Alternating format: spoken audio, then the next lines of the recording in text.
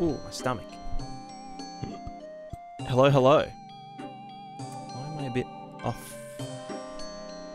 Off center? No? Yeah, right. We could go this way. This one.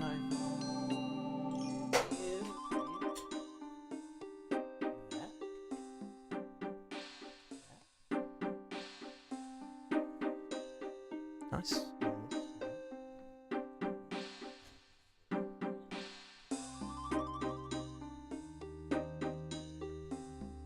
Nice. Nice, nice, nice. Oh. Hello, everyone. Yo, cat pie. Yum. Indeed. Last, me too. Last stream ever. No, just kidding, just kidding. Unless. Adam, hello, hello. Silent Wolf, how's it going? Shadow Games, hello. Hi, hi, hi, ha. Same. Cypro, here we go. Hell yes. Here we go. Alright, let me know how, like, levels and stuff are. Emmy, how's it going? Alright, today, or tonight, seeing as it is nearly 11 o'clock, we are gonna be... I want to record at least one video first. So for anyone that was looking forward to whatever, I don't know, whatever I've been doing the past few streams, that will have to wait for one memento. Although I don't know which video, I think I'll just do DDX DDY video.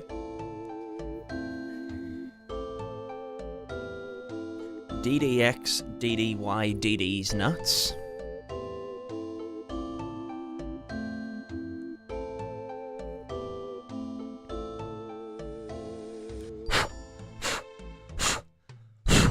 So much cat everywhere, what the hell? So much cat hair everywhere. Yo, boom, insert raid message here. You know, I was thinking the same thing, honestly. I was actually dead set thinking the same thing earlier today. I was like, insert raid message here. How was the rest of the stream? I was lurking and not twerking. I was lurking and working. But it was looking good. That Skelly robot finger... Skelly Bottinger.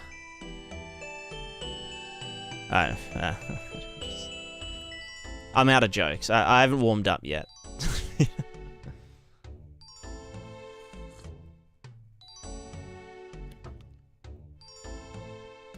Like if there was a cat streaming using Blender, freaking crazy. I know I started playing guitar. Now I'm here. Hell yeah. There you go. A very large cat. Right. I was gonna... Right. Hello and welcome back to the blah, blah, blah, blah. Yo, Wasabi, thanks for the stretches. I actually... Okay, this is gonna be... This is, you guys might not believe me, but yesterday... I lifted weights. I lifted weights yesterday. Can you tell? How?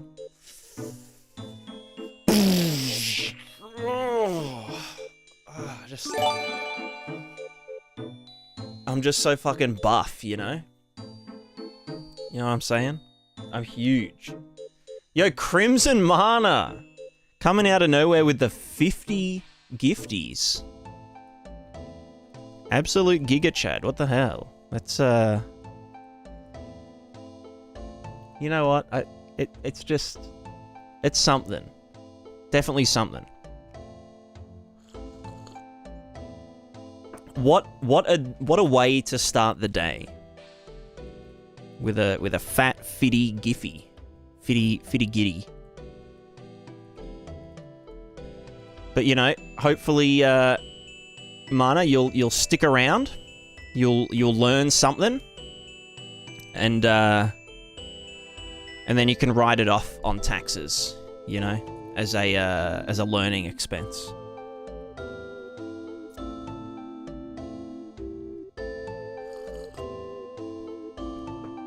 It's training. It's training.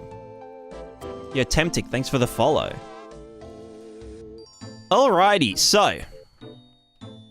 Still need to do my taxes? Yeah. Ugh. Taxes.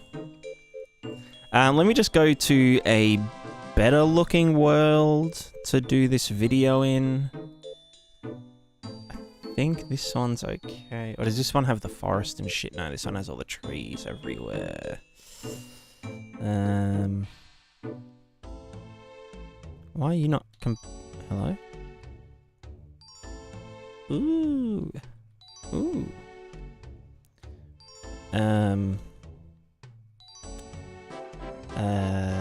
Does this one have less stuff going on? Oh, this was the... Right, okay. What is wrong with it? You know what, let's not even ask. How... Does anyone remember the command for getting rid of these things? Oh, wait. Disable all screen messages. Disable all... Disable all screen messages. Hey, pardon me.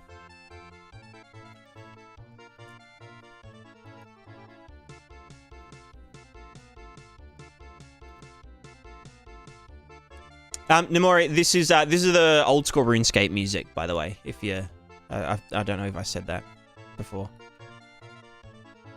Including working out as a work expense due to helping with staying alive. You know what? That's kind of true.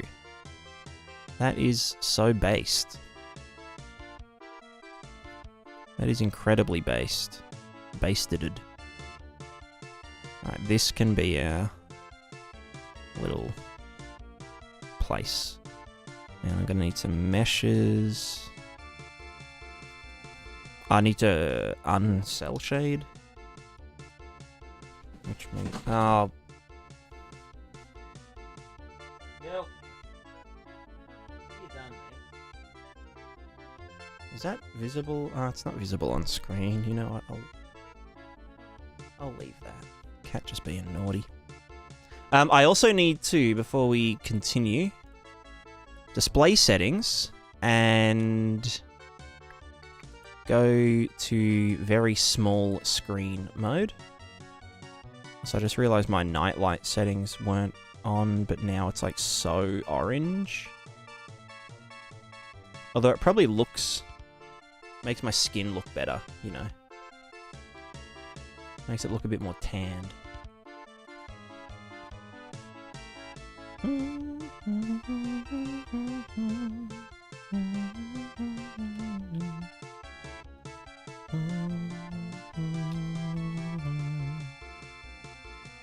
Alright, yeah, this is our scene. Alright, and I have to go to scene 6. And turn my border on. There it is, border. It kind of crops a lot of my face out. Let's just like, and then like, oh shit, no. Back here. No, how do I, it's, yeah, control. And now I am Alt drag, yeah, nice. What if you tax deduct your tax? Well, you can tax deduct getting someone to do your taxes. So, that's, you know, that's basically tax deducting your tax in a way.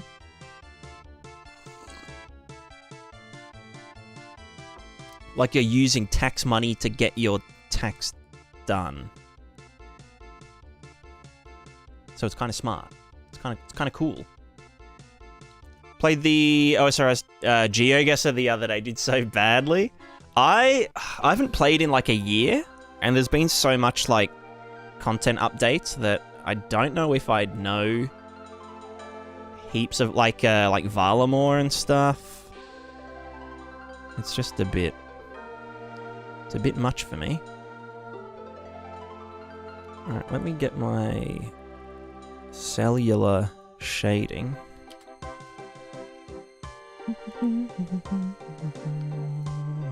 Just turn the cell shading off so we can get a good look at the thing with the stuff. I also don't know what's going on with my, I'm pretty sure I have this set up so that, like,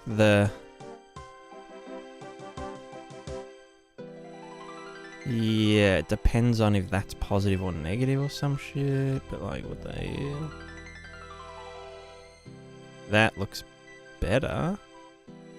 No, okay, that looks good. That matches sky and down here. So let's do like this. Yeah, that's okay. Now we're talking. Now we're looking good. Although, hold on, let me just get a cube real quick. Cube is our shadow. No, that's not too bad. Yeah, no, that's fine, I guess. How's it look over this way? Yeah, you know what, this is fine. We'll just go here. The cube. I can always make that brighter, yeah. Hello, and welcome back.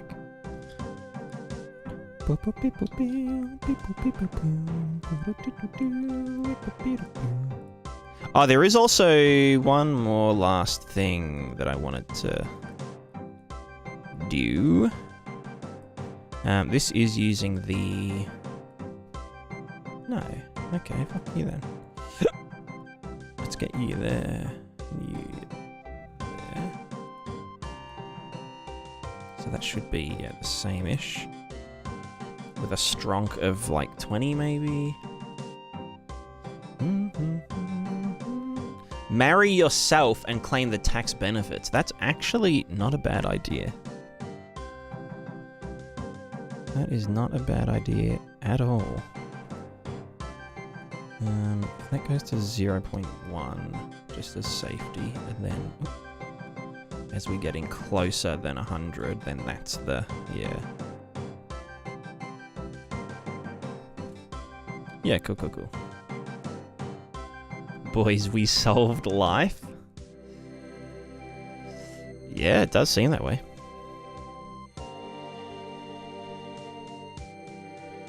Alright.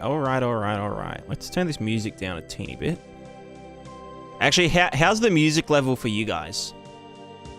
Is the music like high or low?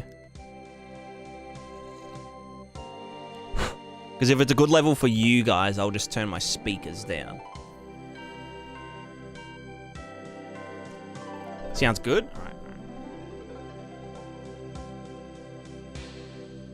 Alright, let me just I'll put it down like a tiny bit. And then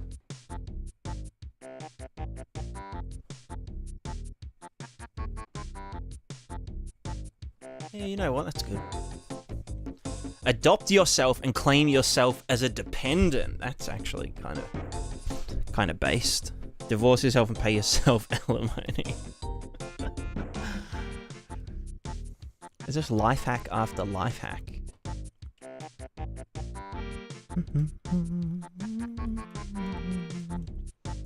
Someone earlier was asking about drawing alpha to a render target.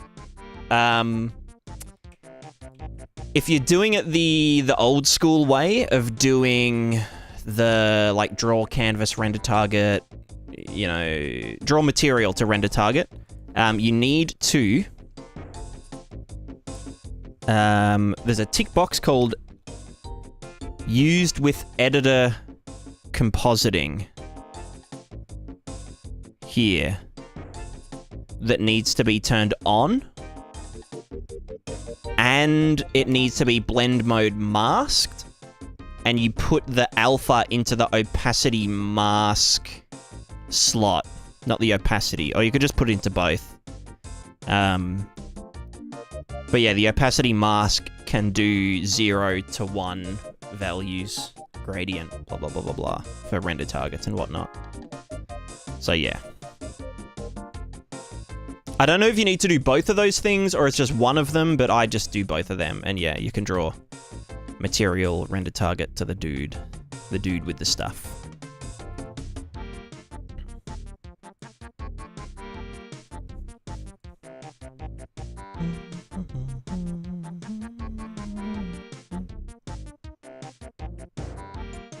All right, I think I'm ready.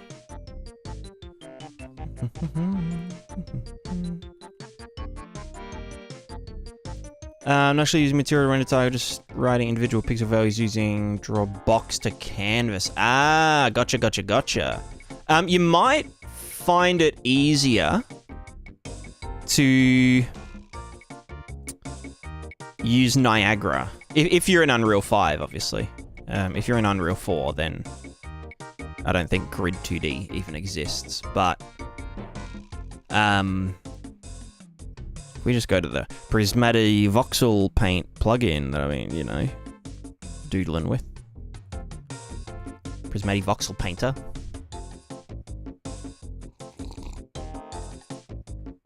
Inside Niagara, you can do set render target value, which just you know, sets the... So the thing about draw box to canvas, I'm pretty sure that does an iteration over the entire texture in order to do you know, given these instructions, like the dimensions of the box, which pixels would be which color, and it will go over every single pixel, you know, like a render pass. Whereas this here, set render target value, you just give it the index XY and the color value, and it'll just do it. Although in this case, this is a 3D render target, which is like brain explosion bullshit. So yeah, it's a bit scary. 3D. Who would have thought 3D render targets? Was it just A being weird trying to... Yeah, they might have... So I think the draw box to canvas... There's probably a material, like an engine material, that uses. And that material might not have that editor compositing and blah, blah, blah ticked inside it.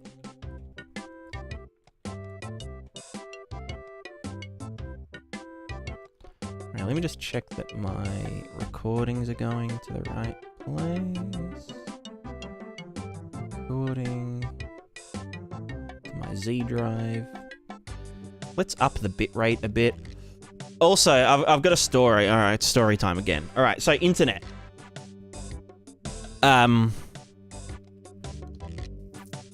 So the internet was super shit. And then I filed an official complaint with my service provider, and they got a tech to come out, and they apparently our receiver, because we're on fixed wireless, it was 5 years out of date, so they put a new one on. And they were like, oh yeah, we've got this thing on, but the I don't know, one of the ratings that they use, it was neg 95 or something, and neg 105 is a fail, but it just passes. They're you know, you're probably not gonna get much better than that, blah blah blah blah blah. And so then the internet from that point on, we went from 20 megabyte download to 100 megabit download. And the upload went from less than 1, minimum, and 5 maximum, to a kind of consistent 6, between 5 and 6, which was great. And then 2 or 3 days later, another tech comes out, a more senior tech, And he's like, oh yeah, like, you know, one of the readings wasn't super good. Like, I'm just gonna, like, make sure the other guys did all the blah, blah, blah, blah, blah. And so, and then he checked, and he's like, oh yeah, like, you're getting, like, pretty bad readings from this cell. Like, cell from the tower. And, like, this other metric is failing. But these two up here are, like, you know, they're, like, pretty much green. You know, like, stability and whatever, whatever. So I'm going to move you over to one of them, and they're like a higher frequency range transmission, you know, like fucking 5G shit or whatever. And I'm like, oh yeah, like that sounds great. Like, you know, they made upgrades to the tower recently, so like, you know, the new signal, you know, we can finally get that and whatever. So moves to that. Checks the download, yeah, like 110 download, fuck yeah, like, let's go, blah, blah, blah, blah, blah. Tech leaves, like, he's in a bit of a rush. And then I check the upload speed, and it, like, doesn't go above 4. And it has not gone above 4 once since he changed it over to the other thing. So, like, in my brain, I'm like, it's, like, it's more consistent, and it's not affected by, like, the weather as much, because it's, like, the higher frequency band and shit. And, like, and the trees are less... I mean, the trees are trees, whatever. But... I don't know. I don't know. I don't know whether to just, like, make another complaint and be like, switch me back to the old thing. The other thing is that, it could just be that Telstra are just, like, throttling the what's it called? The 5G, like, whatever bandwidth they've rented out on that tower. That they just, like, throttle the shit out of it. Thinking that, like, no one out here is gonna need fast Wi-Fi. Because everyone out here just, like, fucking farms cattle and, like, you know, harvests oats. They don't need to be uploading high quality audio visual to the internet. So, I don't know. It's just dumb. It's just dumb. Anyway, that's my story. Let's get started on this video. I don't need TurboNet out in the bush. Exactly. Exactly. Do you not do those things? I mean, yeah, but like also, you know, I do some of this. Aussie internet is very fucky with 2 C's. It's Fucci. It's like Gucci, but with an F. Oakley McDoke. Where's my dump folder? Content dump. DDX, DDY. Alright. I believe we're going to get started. I'm going to... You guys all disappear off the chat. Sorry. I mean, off the screen. The chat disappear off the screen. Let me just move this. There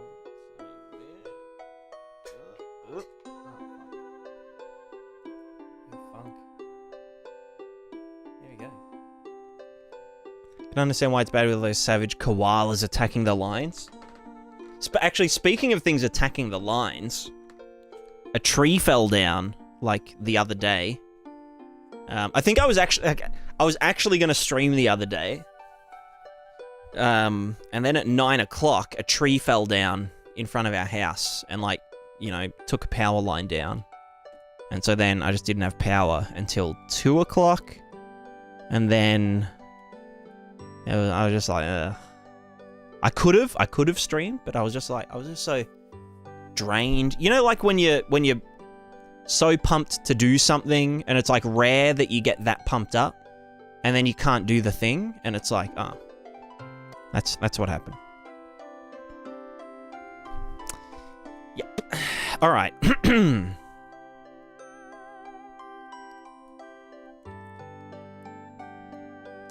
Hello and welcome back to another episode of Test Recording during the stream. Today we're going to be talking about audio quality, and we're going to be testing 1, 2, 3 if the audio is of sufficient quality. This ends the recording. Did that? Yeah, it did work. Cool. All right, let's go to my YouTube footage. We get this one. Hello and welcome back to another episode of test recording during the stream. Today we're going to be talking about audio quality, and we're going to be testing 1, 2, 3 if the audio is of sufficient quality. Good shit. Oh, no, I didn't. Oh, fuck. Oops, I just destroyed the music. What the fuck? Oh, a banger. Banger right off the bat. Nice one. Oh. Alright. Does my hair look good? Do I look alright? Do you guys think I look okay? I don't look too crazy. I've like reined in the craziness, you know? I've taken my pills.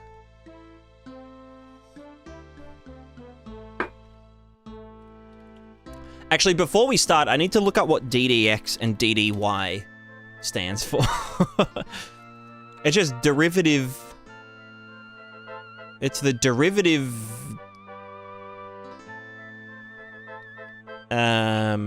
Partial derivative of the input with respect to the screen space x coordinate.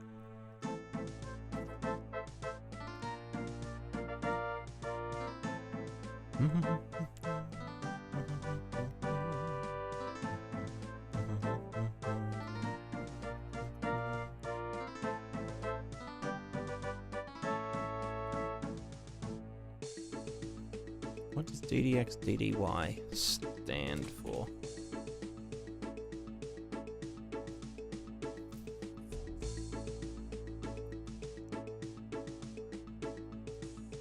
It's just the derivative. Partial derivative.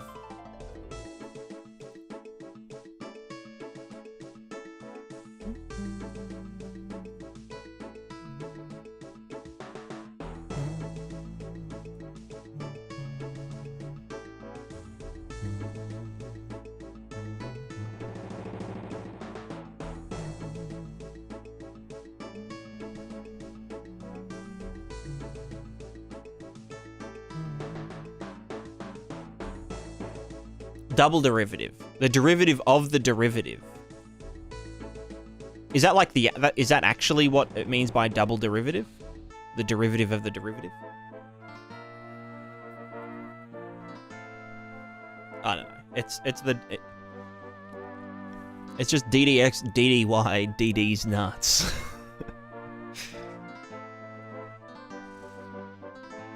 It's someone trying to say DX, DY, but with a stutter. It's DDX and DDY.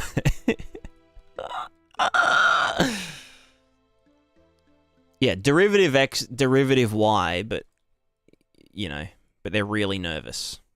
A step to reach each derivative. I know what it does. I just don't know what the actual, like... Am I in focus? Yeah, nice. Alright. Hello and welcome back to another episode of 5 Minute Materials, the show where we demystify every node in the Unreal Engine. I fucked it already. Hello and welcome back to the fucking... Let me try that one again. Hello and welcome back to 5 Minute Materials, the show where we demystify every node in the Unreal Engine material graph. Today, we are talking about DDX and DDY. Now, what is DDX? What is DDY? What is that? How do you even spell that? Well, you spell it with a D, and a... Anyway. So DDX and DDY are the double derivative. Don't know what that actually means, but basically all you need to know basically you don't need to know what Basically, you don't need to know what it stands for and all the maths behind it. All we really need to know as you know, as lay people, is what it does do. So essentially, if let's just focus on DDX, which is going to be using the X screen space coordinate, so the side to side, left to right. If we make a new material and we put it on this cube, and let's just get a texture. So let's get a texture of these flower petals. You can see that this is white and this is black. If we put this into the base color, then you see we have... That's so bright. Then you see we have black, we have white. However, if we plug this black and white value into the DDX node, then you'll see it does something kind of funky. You can see there's this sort of white outline. I just burped. You can see there is this white outline on the right side of our little flowers. If we actually absolute this, then you'll see that there is actually a negative value on the other side. So there we go. Now, what is this actually doing? So if we imagine for a second that...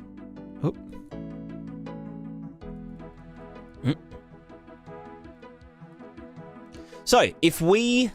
Here's DD and DD comes with mathematical notation for partial derivatives. Partial derivatives with a blah, blah, blah. A stylized D.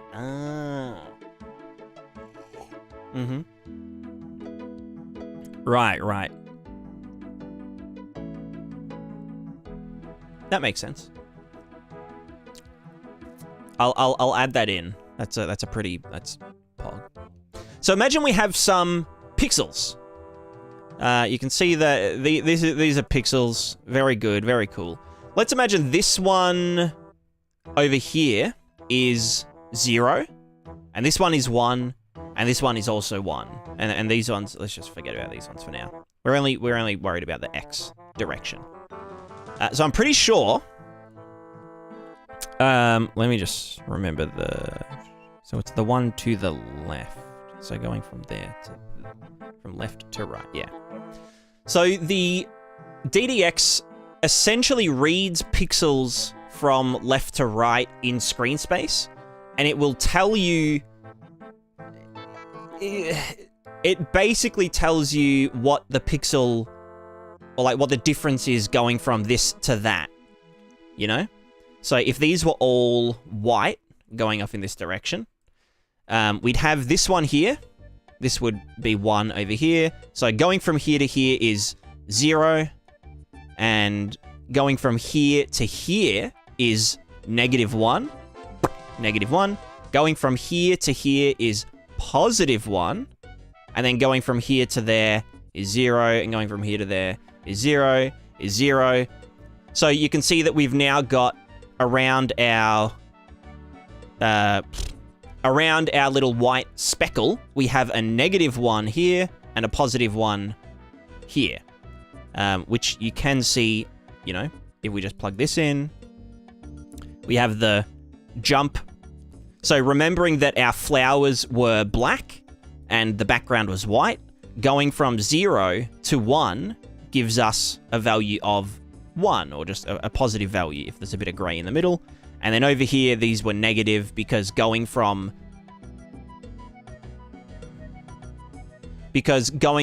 white down to 0, so 1 to 0 is -1. We can also just visualize that if we just add 1 and divide that by 2. Smack that in there. Then you can see that this is all gray, except we have white on... Yeah. So you can see here that we have the black values here. We have gray in the middle. So so you can see these dark values represent the negative values. The gray represents no change in luminosity, and the white value is the increasing values. Now, you might notice that this kind of looks almost a bit like a little bit like a normal map. And if we actually got the DDX and the DDY and we appended them together, can I just make a 3 for X, Y, fucking 0. No, fuck you. Go there. And you go to there. We just chuck that in. Then you can see we have a normal map with a silent G. Now, one thing to remember with DDX, DDY is that it kind of doesn't... How do I even explain this? So one anomaly that you might run into when you're using this node is if you have something that has some like gray values in it. So let's use like a cloud noise texture. Let's just pump the strength of this up. How do I strengthen? I'll just multiply it, whatever. We'll just be lazy. That's how we do things, right? Let's go even... you know what? I can just contrast this a bit. Oh, well, actually, no. I can just multiply this. So the difference in the values is greater. Duh. Duh, you're so stupid. You stupid boy. Alright. So you can see here, we've got this nice looking normal map sort of thing with our, you know, derived from our cloud noise texture. However, as I zoom out, you can see that it kind of gets more and more strong. And it also just looks super pixelated. Now, the reason for this is, if we were actually to... If we actually went to this texture and put that into our base color, if we start... So as we look at it, you can see that there's this white part here, there's a nice like gray gradient, and then there's black here. But as we zoom out, those gray values kind of disappear. And because it's screen space, you know, partial derivative from left to right, pixel by pixel, then the values are greater. We get less of those steps from 0 to 0.1 to 0.2, and it's basically just going straight from 0 to 0.5 to 1. And that's why as you zoom out and as you zoom in, the effect becomes more and more bad, basically. Now, another thing you might notice when you're using DDX and DDY is that everything looks kind of pixelated. Now, this is because it actually does this partial derivative in quads. So, if you know anything about, like, rendering and stuff, and, like, the rendering, the pixels actually gets done in, like, little 2x2 bits instead of pixel by pixel. And so this basically uses that to its advantage to, like, get the difference and the thing with the stuff and the... whatever. So that's why everything looks like it is quarter resolution compared to everything else on the screen. You'll also notice that it doesn't give a fuck about mipping, so it isn't going to blur the result. I believe it does use the mipped underlying texture. So this cloud noise, if I got it and I just said, hey, like, don't worry about mipping, like, that shit's cringe, you know, LOD bias 3, LOD bias 5, yeah, you can see that this did change. LOD bias 7, okay, it doesn't go that far. There you go. So it does take the textures mipping into account, but it itself doesn't mip, which is why we get this crazy result from a distance. Let me just have another sip real quick.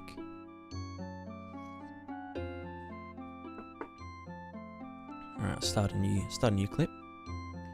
How'd you remember his Australian directions because everything's backwards? Yo, true. True dat. Trouble dooble.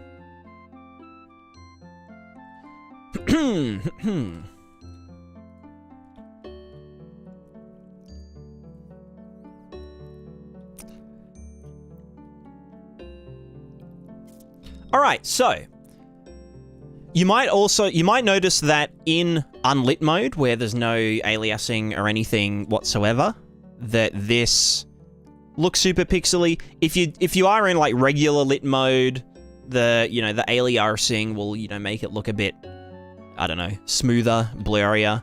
But the moral of the story is that this should be used for more subtle effects. Or we'll get into some examples in a second. So we've got our little example of generating some normals from a black and white mask. What we may all right, let me start that one again. Oh, so let me do this as well. Bam, bam. Cool. Cooliosis. Nice.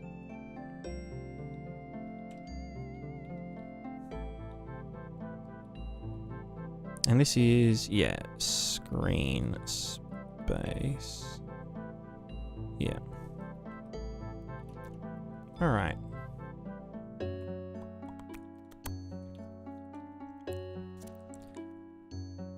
Let me, actually I can do this, can't I? Like that, and then this, and then maximize that. Yeah. Why wasn't I doing that before? Why am I so dumb? Does anyone know why I'm so dumb, or just how I'm so dumb? Okay. Alrighty, so we've used our black and white texture of any sort, and we've chucked it through DDX, DDY, made a very rudimentary normal map. We're just debugging it by, remapping it so we can see the whole thing. And then we're just remapping it so we can see those negative values as just darker values.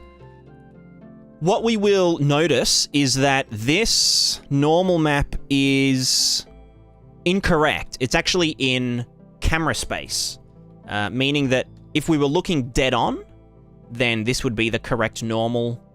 But, if we were looking here, it's not in world space and whatever. If we just got this and chucked it into the normals and went to normal, world normal viz. So this is our normals before. And after we do this straight in there, you can see that the normals are really not happy whatsoever. That's understandable, because we're not there. This should be 1, shouldn't it? No? Is that supposed to be 1? I think it is. Yeah, but that's just going to go out, isn't it? Okay. Let me just do those flowers again.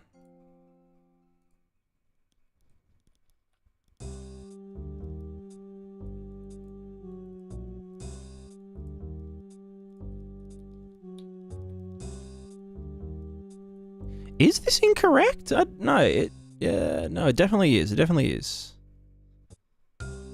Because it's... Yeah, no, I'm just tripping, right?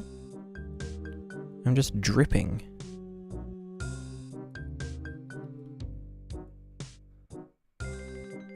But what's wrong about it?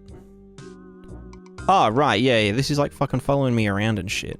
Okay, yeah. So we've got our normals that we've just, mocked up, derived from our little flower texture, but you can see that in the world normal view, if I've just chucked this into the normals, that this blue bit down here actually follows us around as we rotate, which means that the normals are changing with the view. Now, the reason that they're changing with the view is because this DDY DDX is a view space or a camera space or a screen space calculation. So what we would want to do is just simply use the transform node. We want to transform from view And we want to do that to tangent space if we're putting it straight into the normals. So this is like combinable with... Hello, sir? That's supposed to be 0, isn't it? Hahaha, XD.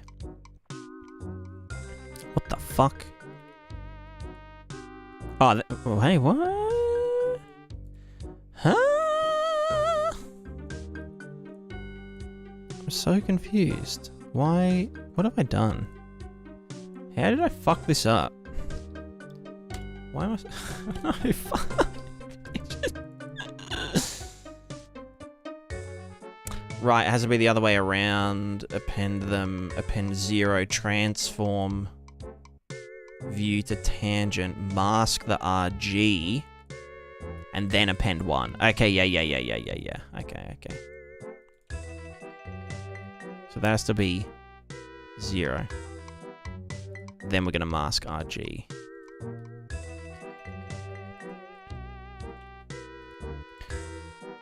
Oh, I'm going to fucking... Okay. So then here, couldn't you also reference world space? You could do this straight to world space if your normals were outputting world space normals. But yeah, let me it's all coming back to me. I swear I'm not that silly. Let me just put that into there. That's going to be 0, isn't it? So that has to go there.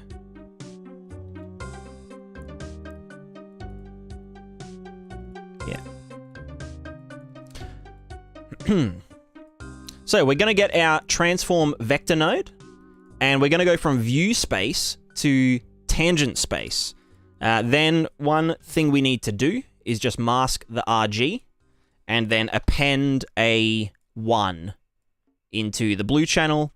That's just so they're all facing outwards in tangent space, but we still get the R and G values, which is the normals, from the...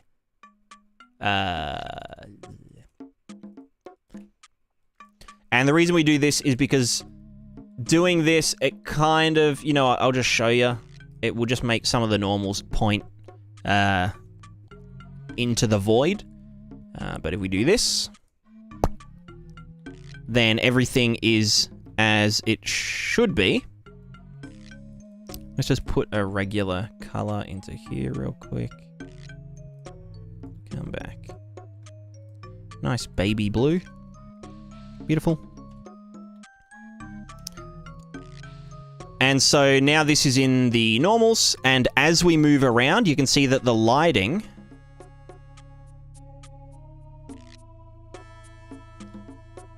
What the fuck? Oh, that's a fucking... Oh, I gotta do that explanation again. No? Or what is this? What have I... Does anyone... Do I have brain damage? Do I just have brain damage and you guys aren't telling me? Let me just check what I've done before. Oh, it's the fucking X is the wrong fucking way around, you fucking piece of shit. We gotta flip the damn X. Alright, you know what? Let's just delete this. Get delete. Bam. We're doing that whole clip again.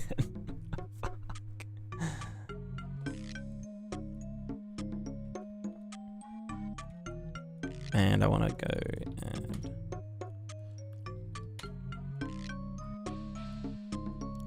Guys, I swear I know what I'm doing.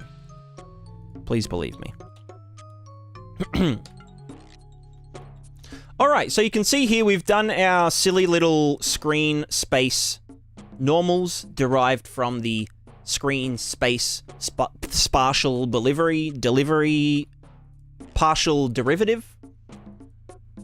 But you'll notice that you can see these bits down here are highlighted and these bits are shaded, but as we But as we move around in a circle, you can see that the shading is also changing.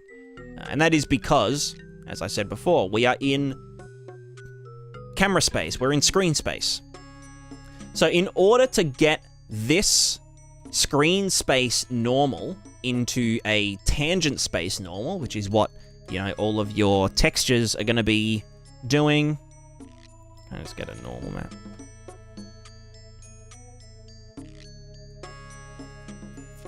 So in order to get our derived normals into tangent space, the best way that I've found to do it is to put a 0 into the Z. Now, the only reason we're doing this is so that we can then use the transform node, which only takes in a 3 vector. We're going to go from view space to tangent space. Then if we put that into the normal, you'll see that it gets a bit angry because there is no B value, or there isn't a proper B value. So we're then going to mask that, and then we're just going to append 1 into our doodad. Bam, bam. We do that. Everything looks decent, and we're going to put this into there. And you can see now that these... And you can see now that these normals are still shifting around, and that's because I forgot a very extremely important step, which is really dumb, but we need to flip the X value around so it's showing us the right to left. It's to do with, like, the way that, you know, the UVs are, like, 0 to 1, and the blah. Anyway, this looks good now. We've got, like, this nice, like, pink here, and the pink is always there, and the blue is always here, and the highlight is always here, and the shadow's here. No matter what way we look at it. Go team. Fantastic. We now have some we now have some tangent space normals derived from a black and white texture mask.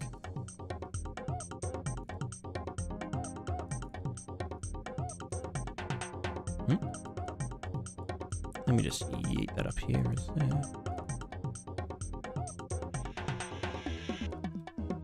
All right, MF, material function. Cool. Oh, my back. God, my pecs are so sore, guys. I just don't like working out, you know, you know.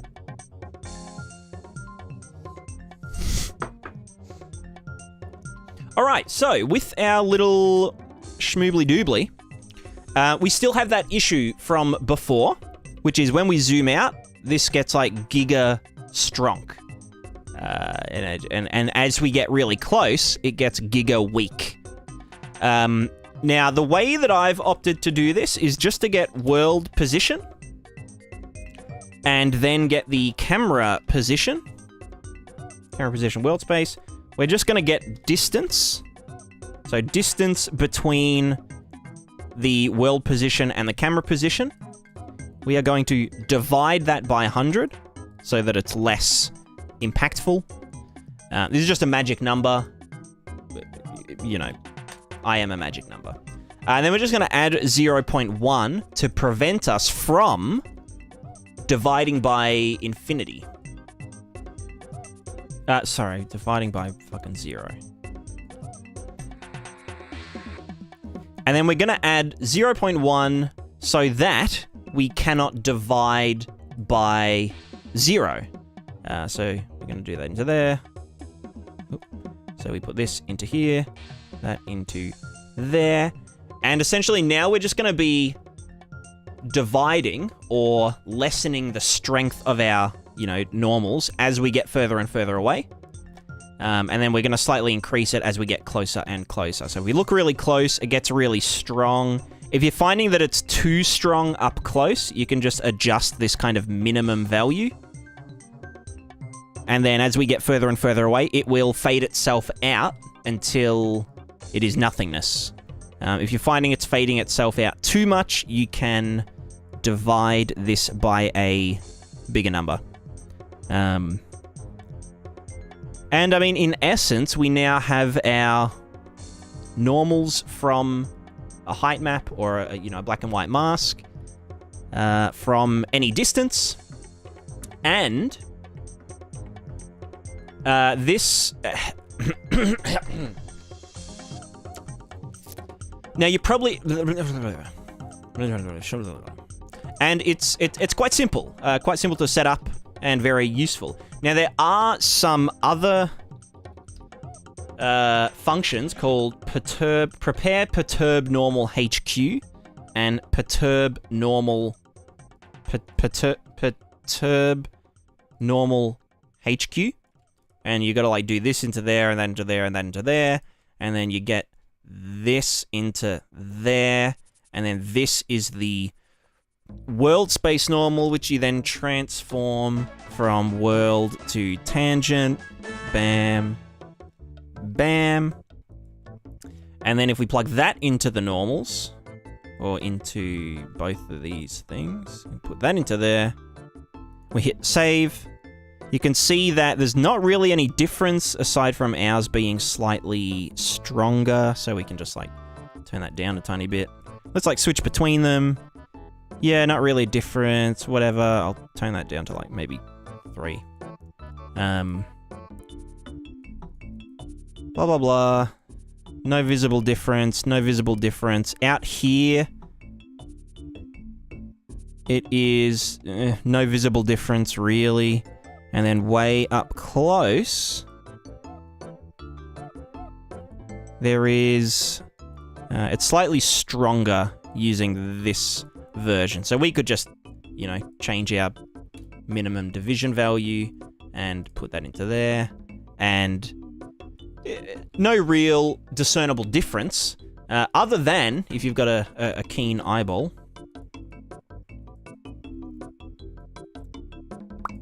Let me just unhook the base color. I'll put that as a color. Now, the only difference is that this one results in 140 instructions, and the version that we did just earlier results in 130 instructions. Wow, we saved 10 instructions. An instruction count is so important.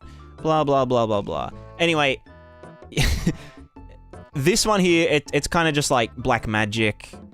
It does DDX and it does the thing. And then in this one, it's like, DDX, DDY again from world space. So it's recalculating the normals. If it's doing world position DDX, DDY. Although then it crosses that with the... It just uses a lot more stuff. It does a lot more calculations. And it also samples vertex normals, which we aren't doing. So you could use either version of this. This one I'm pretty sure would... actually, this one does work with field of view, doesn't it?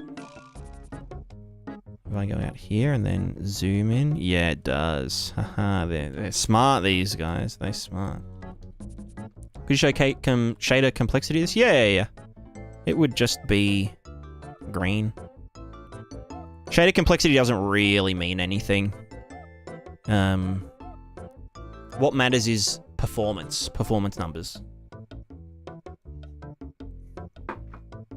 Oh no, my landscape. Oh no, my landscape is red. Oh no, my game... something.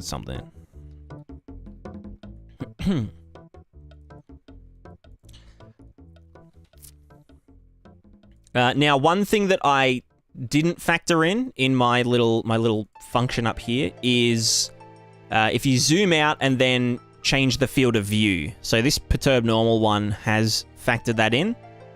Whereas mine is purely distance-based, because it's just that distance to that.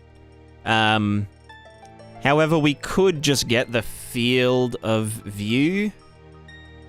Or not, apparently. What's the... I don't know. But I'm sure you guys would be able to figure that one out. You got bigger brains than I do. So, there you go.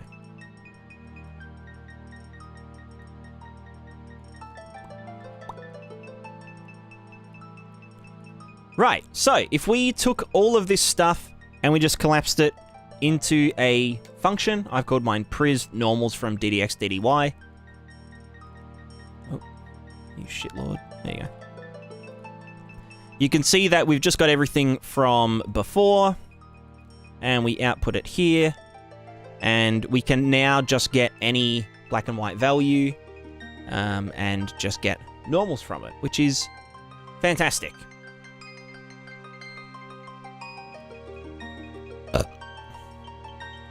Pardon me. I'm so gross. Why am I such a disgusting human being? What's this freaking distance field shit doing? Get out.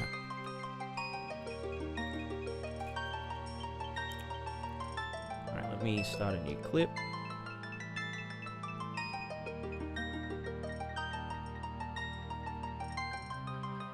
Do I have my other...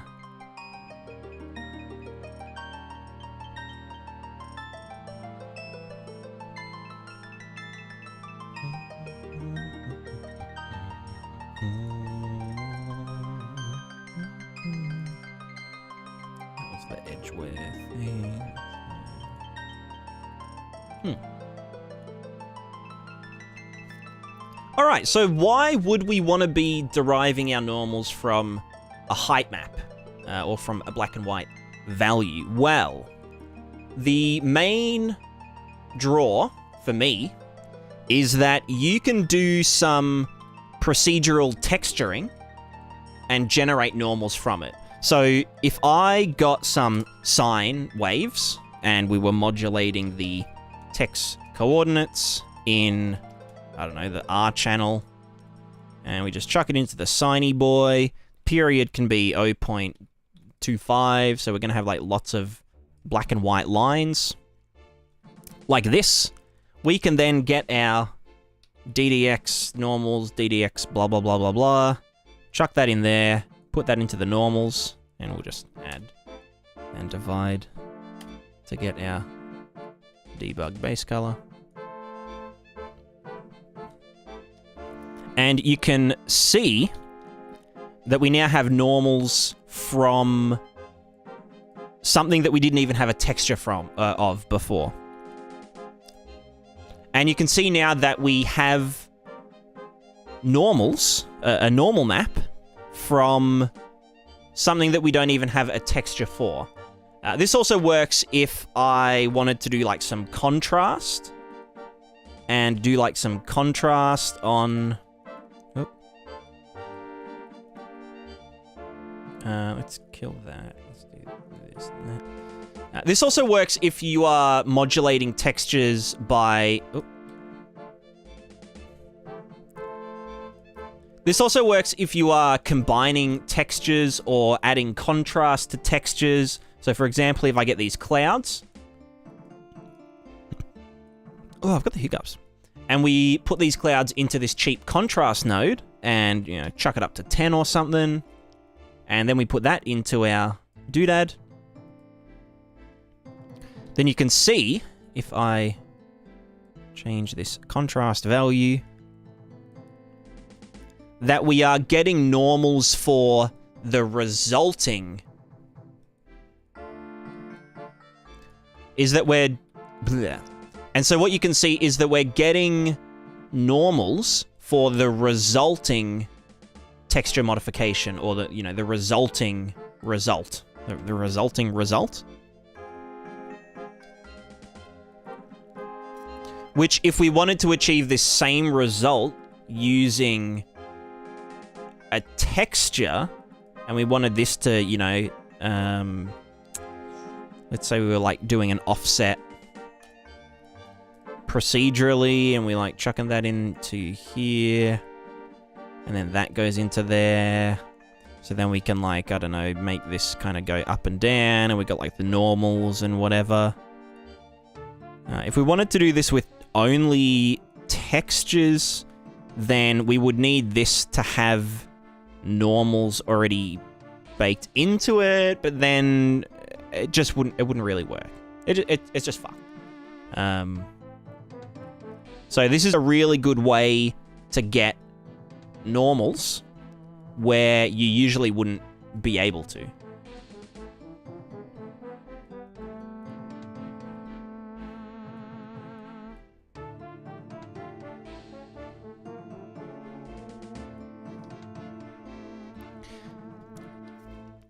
You can imagine this being really handy if you were doing like a cloud, you know, panning cloud generation, texture-y doodad. So we're just going to get like 2 cloudies. This one can just be the smaller clouds, whatever. And we're just going to make them pan very slowly. Yep. That's not really slow, is it? 0.01, 0.01, and 0.007. Alright. Then let's sum these together. And divide by 2, and then put them into here. Okay. So you can see now we've got our 2 clouds panning over the top of one another. Then we're just adding an offset and then doing some contrast. But then we are calculating the normals from the result of these 2 textures being combined. So you can see that as they kind of combine and like make these extra little, you know, clouds at the edges and whatever, the normals are all being calculated on the fly. And this is very cheap because the DDX DDY value pretty much just is readily available for the pixel shader to, you know, to eat up. So yeah, this is it's a super duper handy node. I'm a big fan of it.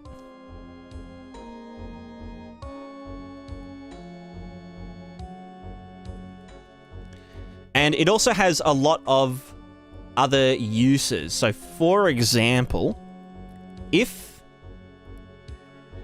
Let me just get you out of the way. Let me get the Tessie plane.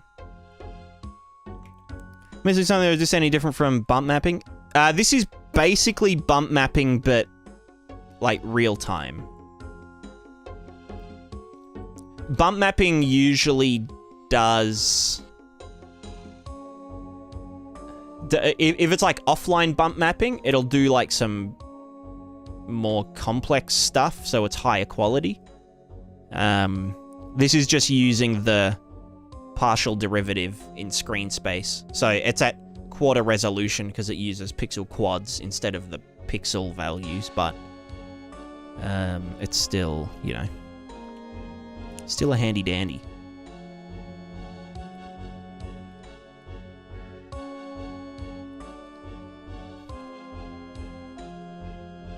Let me just go rotation back to normal. Cool.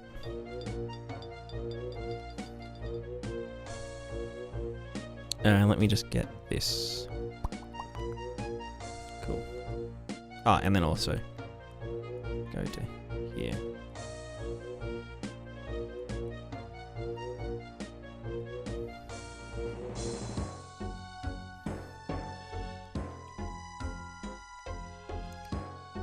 Nightcare, how's it going? Hope you're doing good. It's keeping me KO. It's a good way to be. It's a good way to be. I wish that was me right now, but here I am.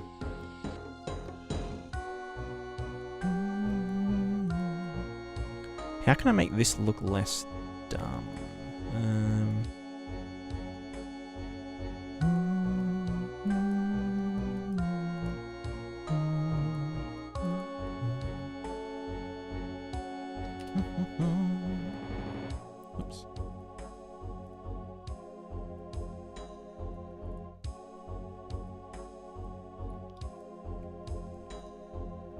gonna look regular.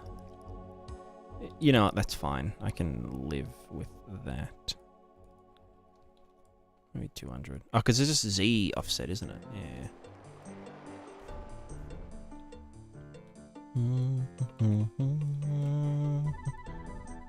Bruiser in a cockroach guy, hit run me, have no memory, old bruiser. Oh, jeez!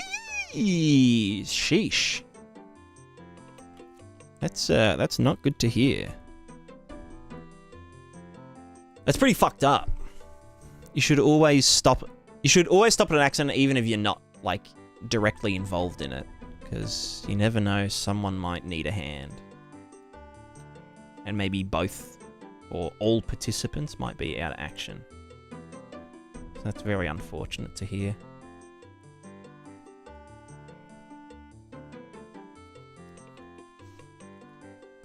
But I hope you get better. Hope you're on the mend.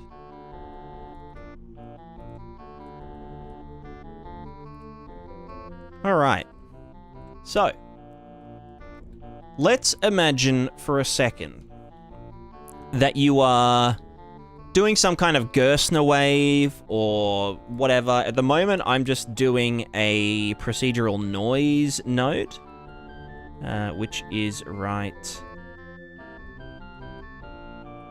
Where is it? What have I... Here. I'm just doing a procedural noise node, 3D noise. It's just like panning downwards, and I'm just using that to do some upward deformation. This could be like sine waves. This could be Gerstner wave calculation, whatever. The point is, we can use... The point is, if you're doing world position offset effects, you will notice that the normals do not update. And if the normals do not update, then the lighting do not update. So if I just put in a color, you know, blue, like the ocean. The ocean is definitely blue. Then you can see that this looks completely flat. This would only not look flat if I allowed it to cast shadows, which I... Where are you?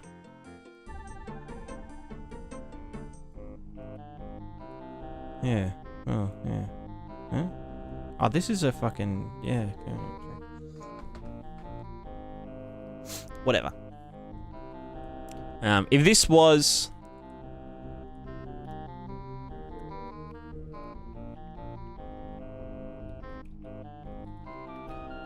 if this was casting shadows, which I probably wouldn't want it to be, because it's like super glitchy and whatever, then you would see some shading, but that's just from cast shadows, which is why it looks like super pixely and it's super buggy. I'm not a big fan of it, so I'm just going to put this back to single layer water. Go into that in a bit. But without cast shadows, this would just look like a flat blob. However, we can take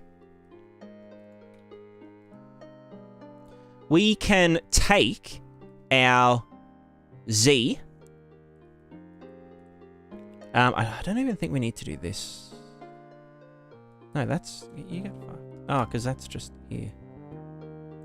So you're just getting that. Noise from DDX, DDY, the Z. And then that would just, go into here. Additional normal, yeah.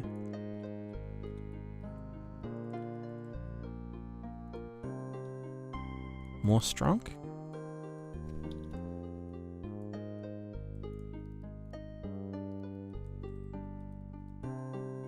Oh, but that's not... Yeah, right, I'm done.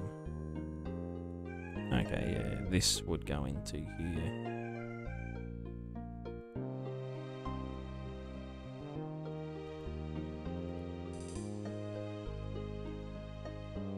Yeah, okay, not that strong.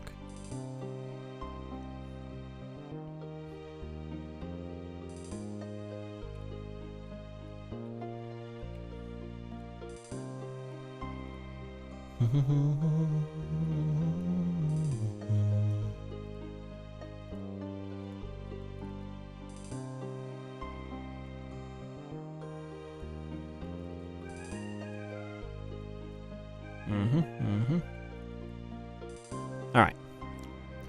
So if we... I keep starting and stopping, don't I? I'm just losing track. I'm losing my... what is reality? So we have this wave generator, wave WPO thingamajig. We're doing that up and down in the Z direction, and that is going to our world position offset.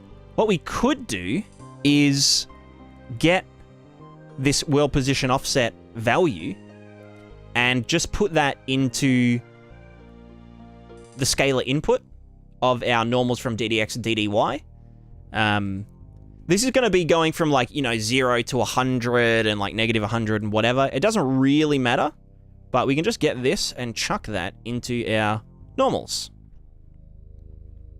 And you can see we now have a result, which is calculating the normals from, our completely procedural combination wave generation thingamajig.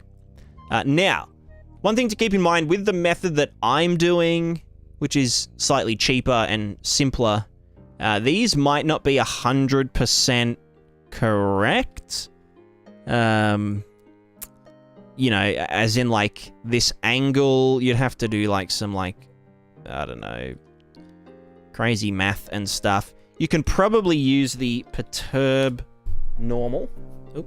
You can probably use the perturbed normal HQ function, and it would probably work better.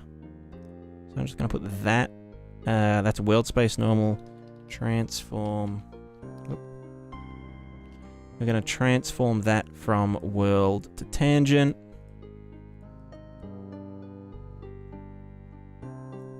Bam. And this may or may not be more accurate. Yeah, that looks pretty much right. Yeah. Yeah, there you go.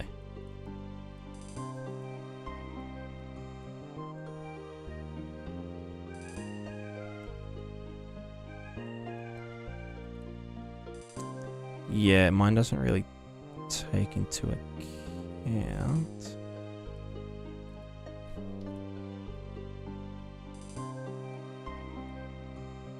Yeah. Right. Yeah. True. Okay.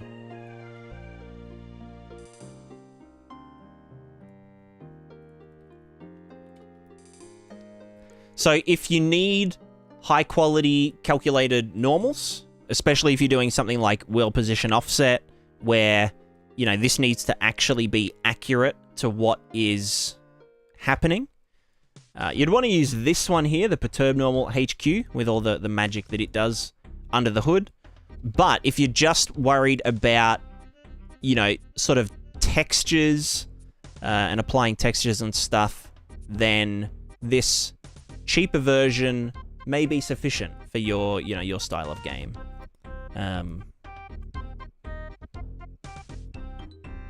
Yeah, beautiful. Stunner.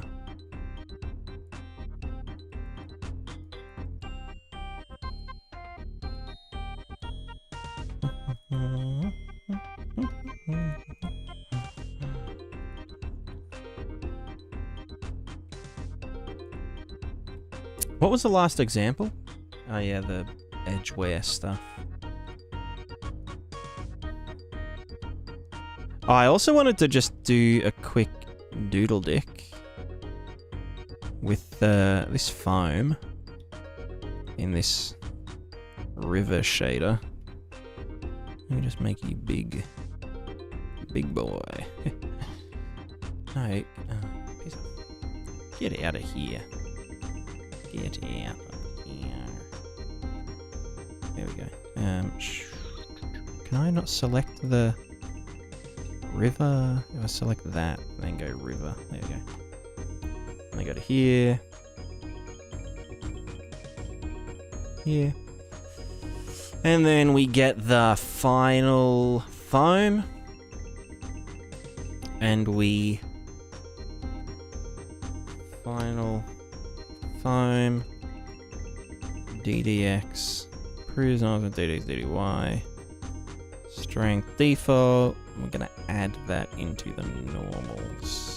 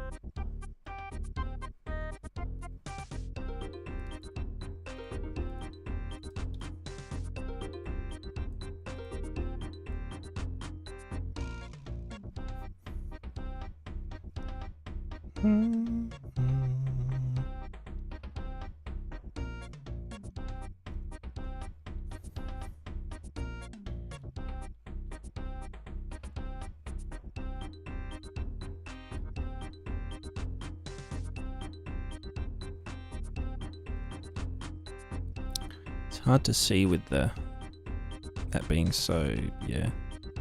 Oh, you can see it. It's there.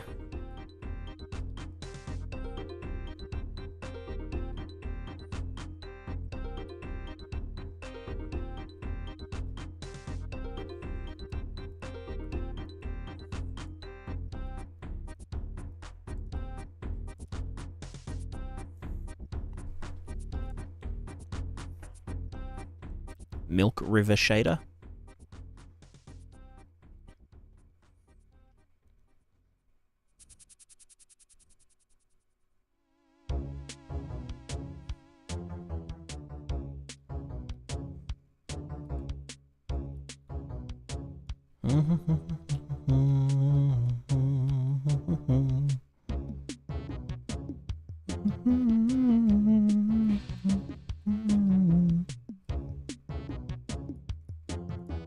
Cool.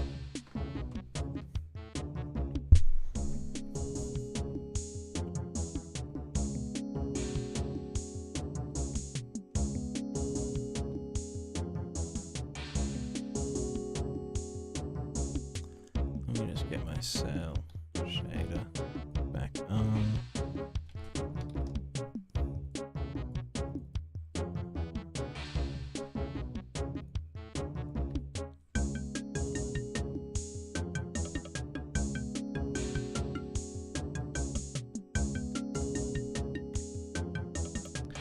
And just as one more example where this normal map derivation can be really handy, it's when you're using things like flow maps, which I talk about in another video called Intro to Flow Maps, coincidentally.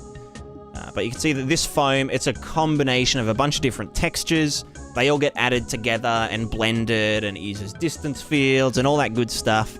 And then we can use the DDX DDY method to give the foam a little bit of more, a little bit of bumpiness, a little bit of depth. So if we go to World Normal View Mode, you can see that the resulting foam can have its normals derived, which is super duper handy. There you go, a little bit of cross promotion, you know. Always a good idea. No, I didn't want to.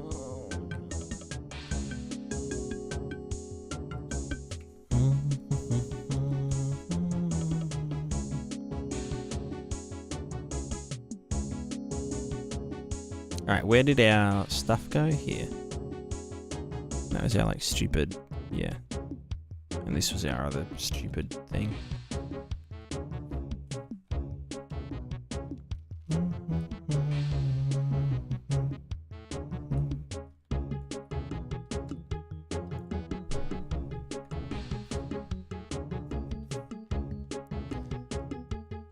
And as you can see with our wave example, the normals are being updated or calculated.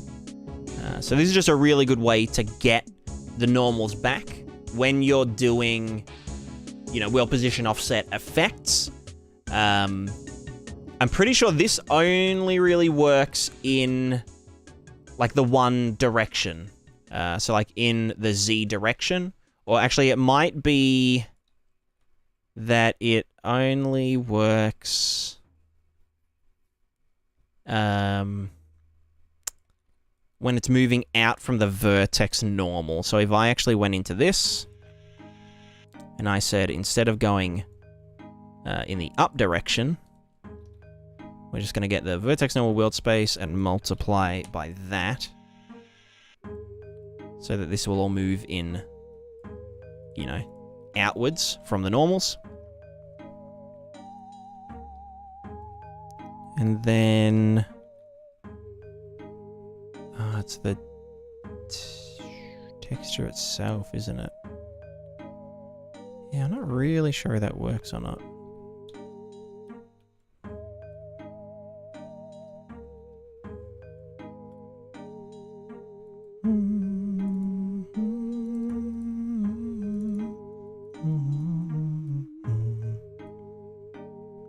Position offset, vertex normals. Getting all this stuff. Maybe that just wasn't... That's just XY appended time. If I just got this, let's just see if that works. So we should be getting... Oh, no, yeah, that does look like it does look like it works.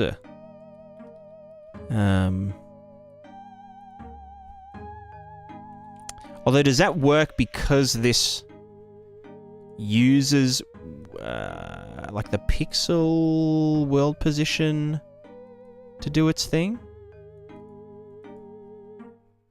If I just did this. Okay, yeah. Okay, so yeah, it does only work as though it was going in vertex normal direction.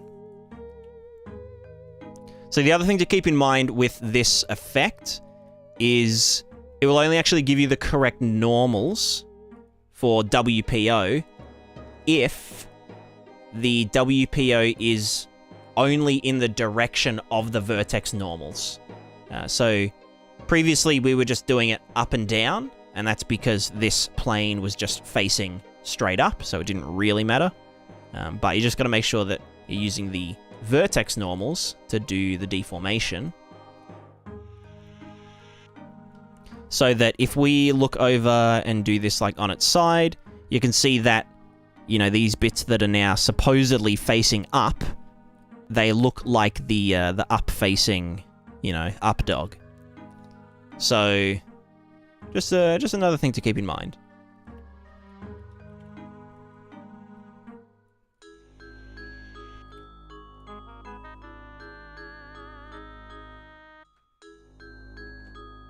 How'd you make that foam animation? Check out my intro to flow maps video,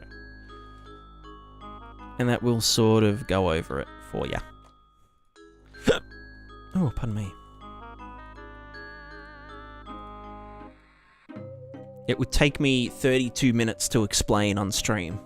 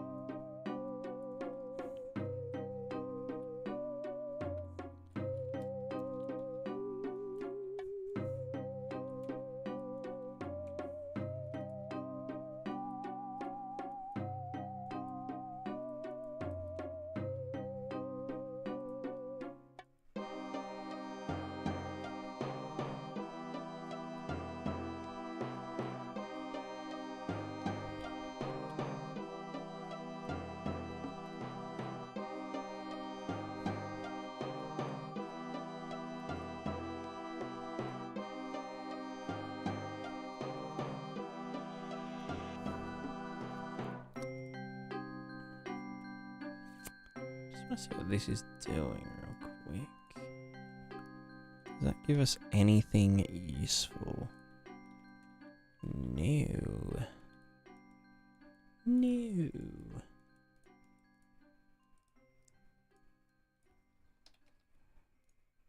What about if I just mask the R?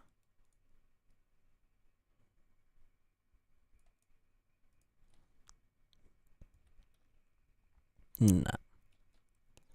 I don't really think there's a way to cook it so that it works without these bits and bobs. Yeah. Have a custom flow that work with your method, I remember correctly, generated or made unstarted. Reel in that video. Yeah, that'll work. Any kind of flow map will do the job.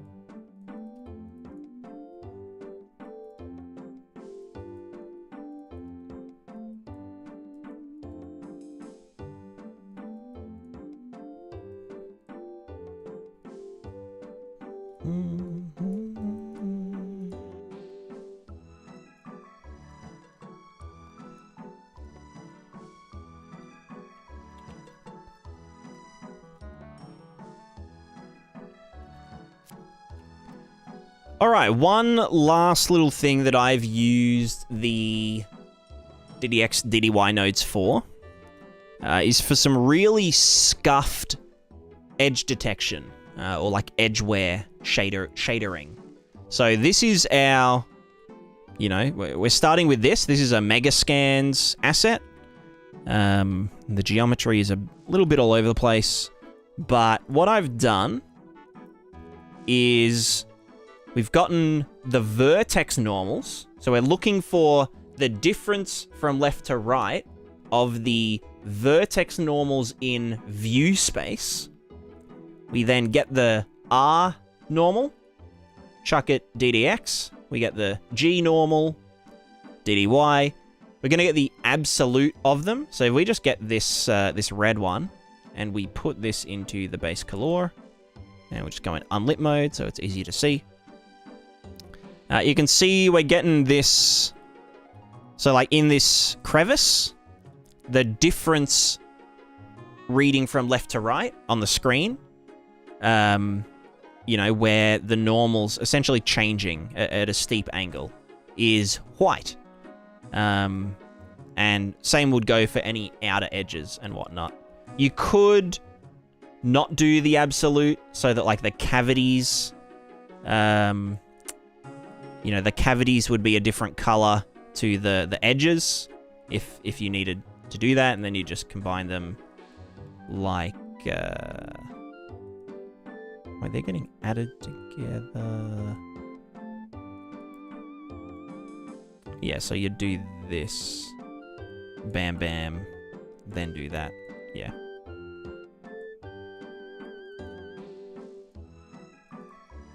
Anyway, so we're doing that in both directions. We're then adding them together. This is just a strength value. You'll see what it does in a sec.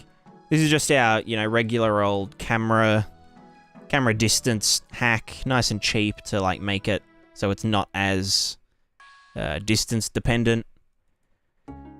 And then I'm just getting a noise texture and multiplying the result by that texture. And then we just add some contrast, and then we're just going to use that to lerp between two colors. And then you can see we have some very kind of scuffed, polygonal-looking edge wear. Obviously, if this is used a lot more subtly, then, you know, you'll have better results, especially if you know, use more texture to kind of noise it up and whatever. But you can see that it's getting something done, which means that, you know, ideally you would want to be baking in this kind of detail to like the vertex color, or potentially, if you really don't. Potentially, if you hate having disk space, you would make a new texture for this, and then sample another texture just for the edge wear for every single model that would need this thing. But this method, it's kind of quick and dirty. It's not perfect because the way that DDX DDY works, it can't. It doesn't seem to be able to access like the smooth normals. So if we just like looked in world normal and had nothing plugged in, you'll see that the normals are all smooth. But DDX DDY doesn't seem to pick up on that. You might be able to dig into the perturby boy. And, do it all from there, but it's a lot.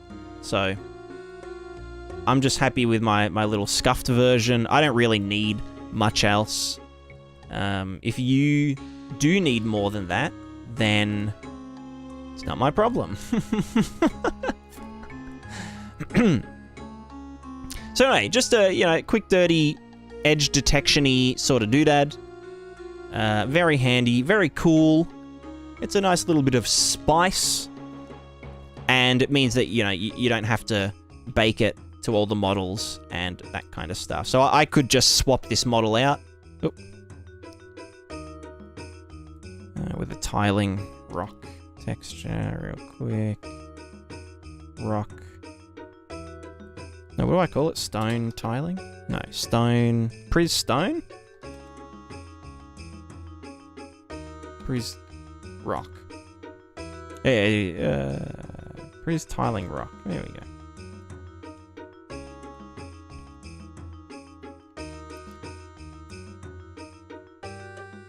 So I could just swap this so I could just swap this model out with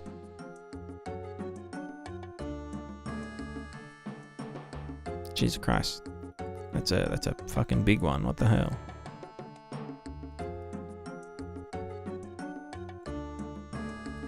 Can you where's my widget doodad?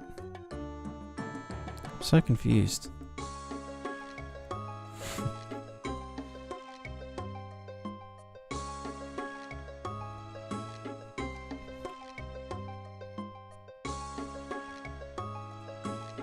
So I can just swap this model out with a different one. Quarry Cliff 07, whatever. And you can see that the edge wear, it's still there. If we go to a different one, number 6, after it takes a million years to load in, you can see it's got edge wear. So it is procedural. So it is procedural, and it is quite cool, as they would say.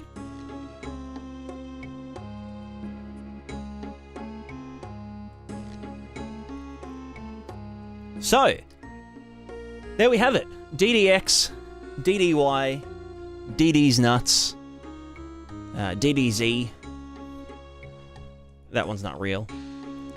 I hope you enjoyed my few little scuffed examples. Keep in mind, I am no expert. I haven't really used this a ton, but in essence, it is giving you the... But in essence, DDX is giving you the difference between the left and the right pixel.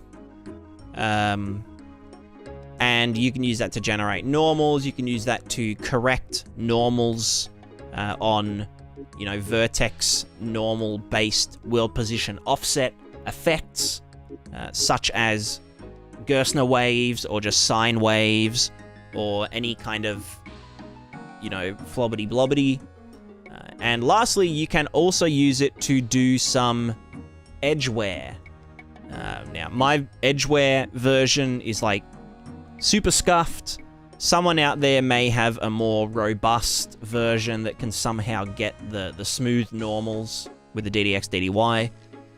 That person is not me. One thing I did think of is that if your model was using object space normals, so you essentially bake the world normals of the object into the texture and then convert that on the way out and whatever. You could use those normals as long as they were like smooth normals to do edge detection on the fly. But at that point, if you go into that trouble, you may as well just like bake the edge wear mask, you know, into the vertex color or into another texture.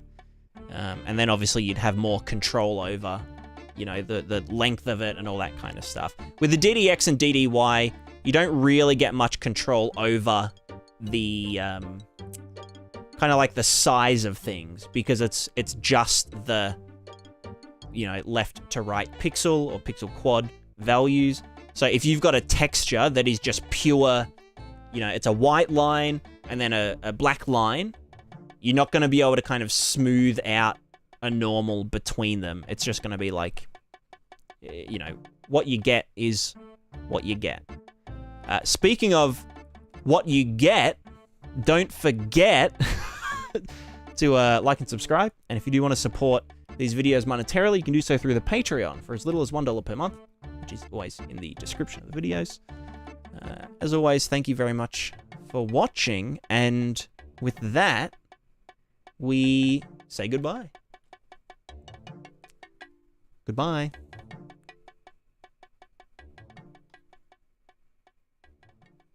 Nice. Also, this isn't the end of the stream, by the way. We're going to continue on. But I just had to film a video because it's been a hot minute. It has been a hot minute. Now, thankfully, I can go back to big screen. Ugh, small screen, plebs. How do you guys even operate without a giga ultra wide? You know what I'm saying? Just, it's crazy. It's crazy. Ultra wide master race. Let's chuck our... Oh, we can stay in this map, right? Oh, no, I have a VoxelPaint test map. It's in plugins folder. PrismatiVoxelPaint, blah, blah, blah, test level. Alright, what were we doing last time? We hit play, nothing happens. Now, I wanted to do a quick thing. When we were assigning our...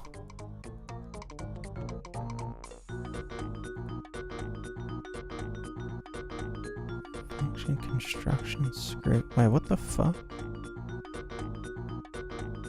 PrismatiVoxelPaint Manager. The Niagara system has the stuff. It's got the user attributes here.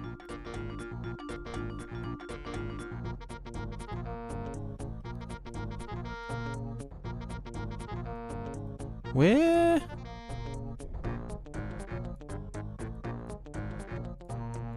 Didn't I do a thing?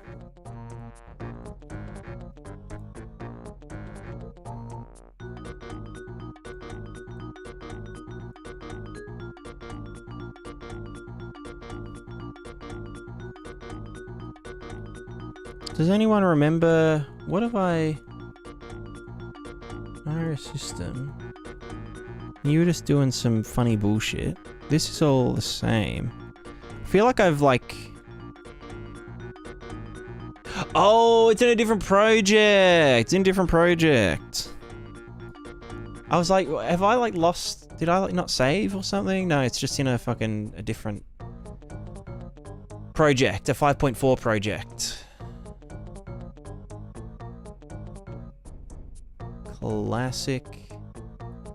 Classic. All right, library. It was in the PrismaticaDev UE5 project. Okay. God, I was scared for a second there. Yeah, allow access. That's fine. Yeah. Trace host. Whatever. Pfft, probably fine.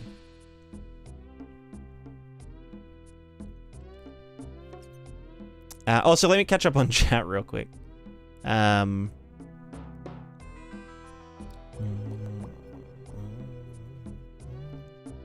take: if a number is obvious, who cares if it's a magic number? I agree.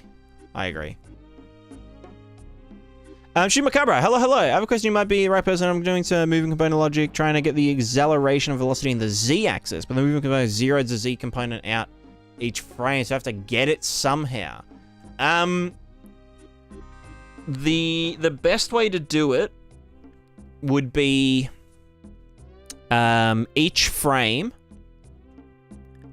So you get the location, and then do a bunch of stuff, and then at the end you set the current location as the previous location, and then you'll be getting current location minus previous location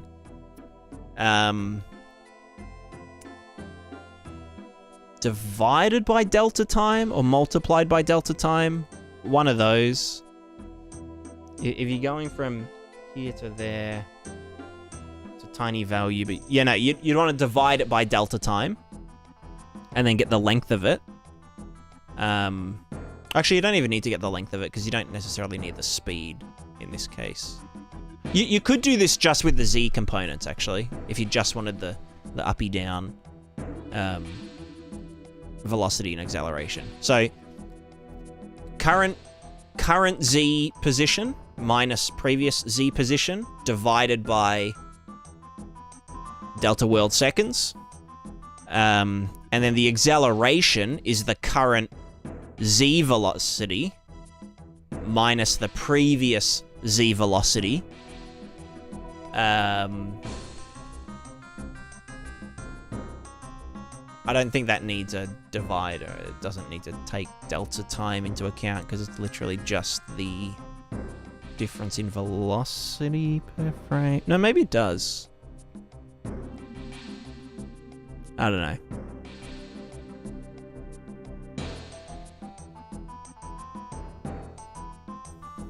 VBox Studio, what's your PC spec? Wait, you can't do commands on YouTube. I've got a RTX 2080 and a Ryzen 9, you know, thinger. CPU.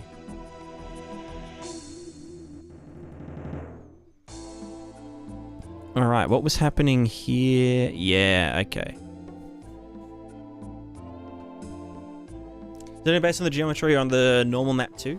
That edgeware detection thingo was only based on the geometry's normals, not the normal map. But you could do it based on the normal map.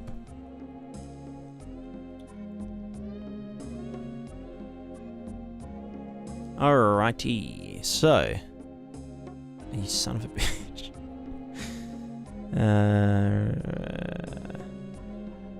Typed element framework. Well, I will send that.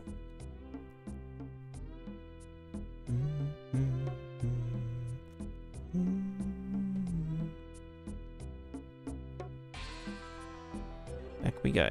All right, so I just wanted to so this was the component. This was the manager? Core. Manager.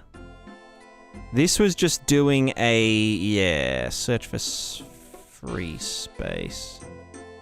Objects, blah, blah, blah, blah, blah, blah, blah. It was just... Can you just get the length of a map? You can just get map length. So why the fuck was I not doing that, huh? Know what I'm saying?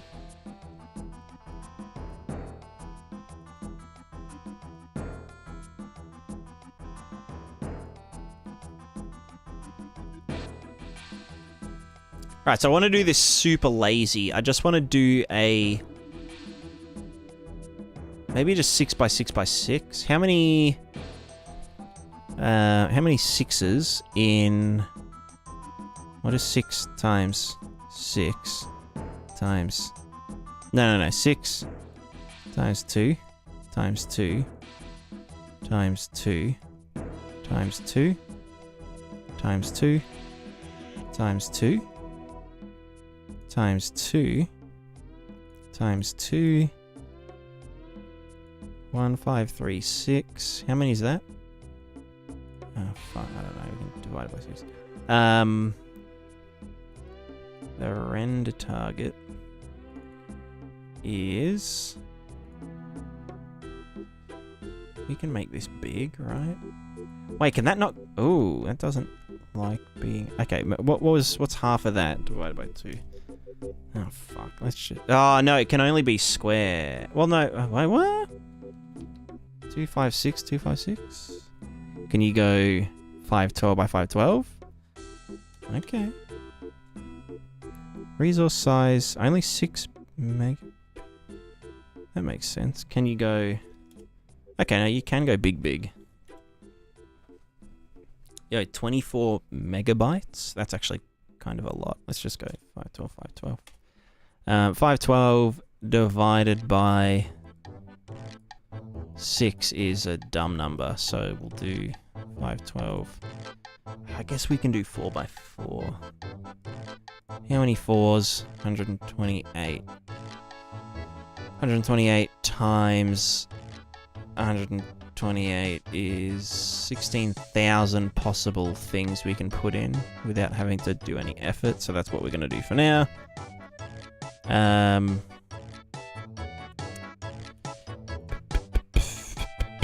So yeah, what was it? 4 by 4.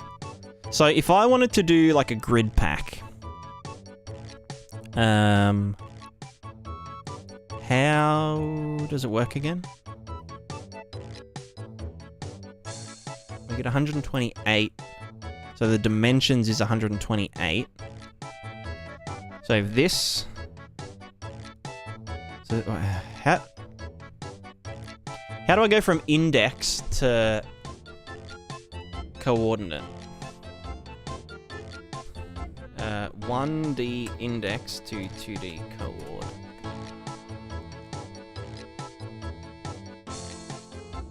One day list to 2D.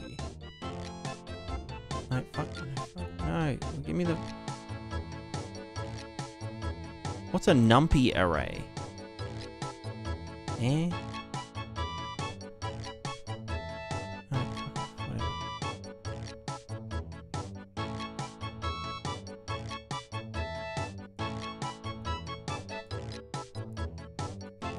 It is the...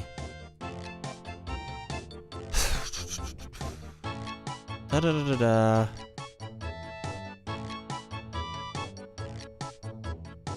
If the length is... this music's so not... I'm losing my fucking mind.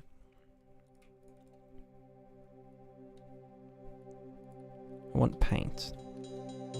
I want pain. Let's do... alright, we have a thing.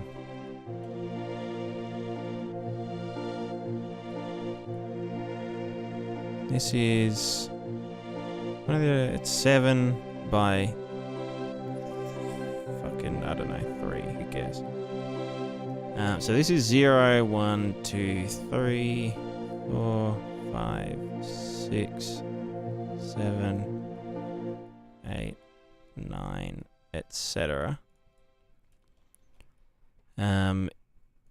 When we reach 7, this goes back to 0 and we add 1 here. So that would be...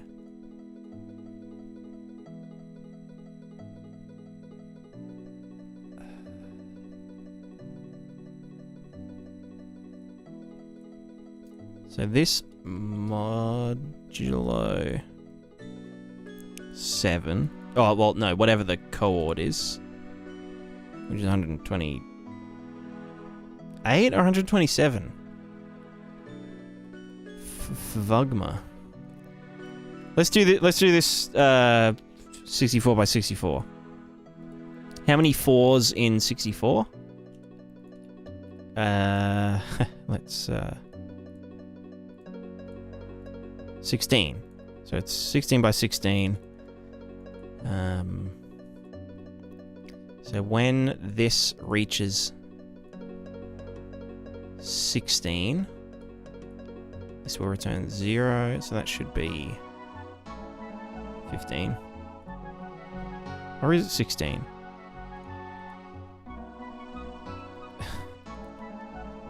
What's 16 mod 16? 16 mod 16 is 0. Okay, good. 17 mod 16 is 1. And then 18 mod 16 would be 2. Good.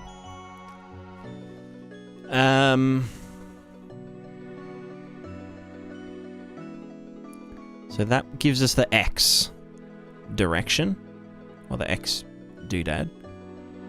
But then, to get the downwardness, we need to get the length divided by the coord and then floor that, right? No? Can I not fucking floor an integer? Well, because it's obviously not a fucking integer, is it? Can you, like, not go to single precision, dude, and then floor that? So that would mean that the Y coordinate up until 16 is 0, and then as soon as it's past 16, it will be 1, and then, yeah. So then the min coords X is this multiplied by how many pixels we wanted, 4, and then this one also by 4, and that's X, and this is Y. Great. That took 10% of my power. Alright, so this is just our lazy doodad. So in theory, these should all populate. We can see them all, yep, chilling up here, and they do go across lines. Yep. Cool. We could even... fuck it. Yeah, I'll just get more of them and just... Get lots more of them, maybe.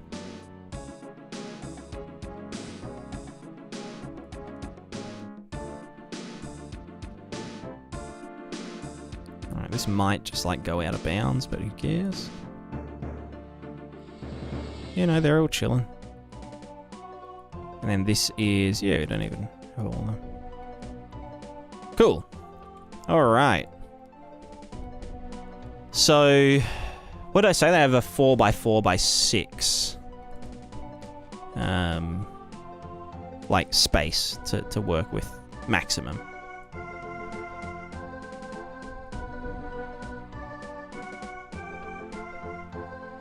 Kind of dope. Does this work with different proportions? Does that take scale into account or not? It does. And that all works fine. Yeah. Very good. It's party time.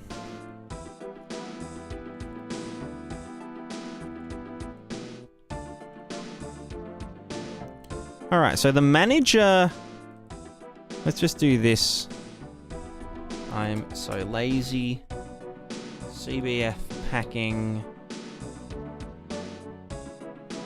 CBF search /packing. So everything just has a reserve 4x4 by 6 slot.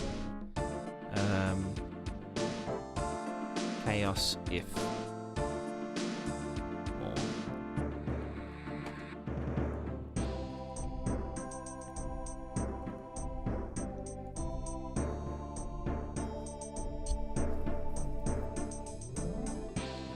Although if we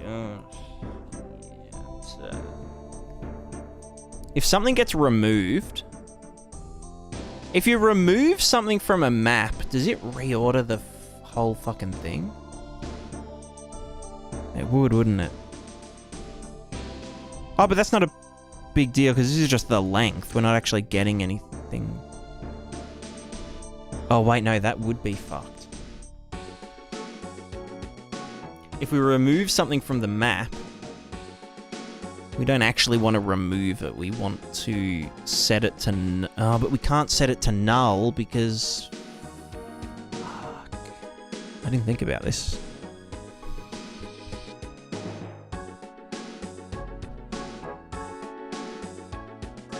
Because if the key becomes a null pointer, then it will have duplicate keys, which means bad. But if we remove something from the map, it will reorder it, which isn't a big deal because these already... We store the coordinates in the atlas that it's at, so that's fine, yeah. Okay, what am I worrying about?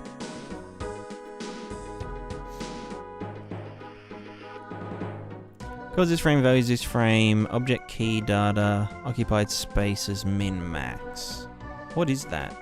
That's not even real. Not even being referenced anywhere. You know what? I'll kill you. There you go.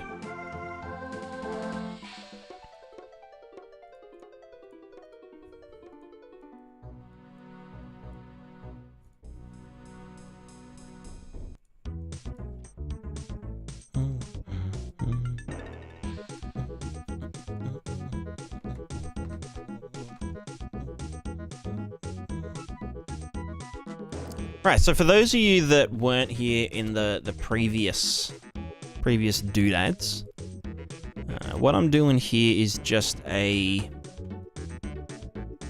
little fun project just for a couple of sessions.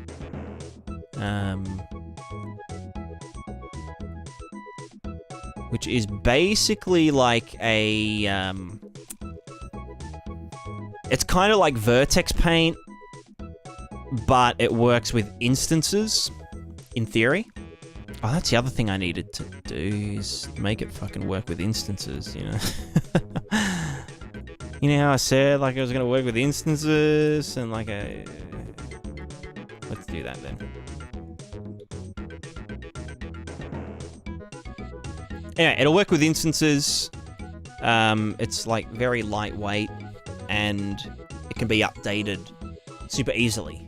And it represents actual space. So the example, or like the reason that I'm building the tool is for some kind of like spatial data. So for example, something's on fire and you do a line trace and you're like, oh, how on fire is this piece of the tree?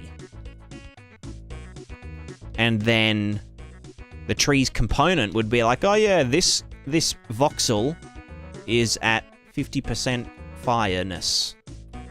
And you could also do like voxel, like propagation of fire based on that and whatever. But you'd be able to reflect that in the materials of the thing, using this, you know, big atlas, which is cool. Very cool, very cool. So I'm pretty pumped about that. But it would be handy for things like if you've got like walls and the walls can get damaged in different sections, and then, you know, or if you're doing something like Divinity Original Sin, where like the ground, you have like tiles on the ground that can, you know, have like blood on them or water on them or anything like that, and you need to feed in the visual data of that into this thingamajig, then you could do that, but also with 3D objects. So like if the wall had, I don't know, oil on it that you could like burn along, then yeah. So that's sort of what this is about. It's about very performant, like reading and writing from like spatial stuff. I also want to see if I can get it working with characters, because like a character, you can access in the material a character's default pose, like the normals and the position in their default pose. So if we've got an A pose character, we could, you know, do a voxel grid for the character that would look like this. Maybe like a little, I don't know, 3 by fucking some shit like this, whatever. And their arms would be in the A pose, A. But we could like make the edges sag.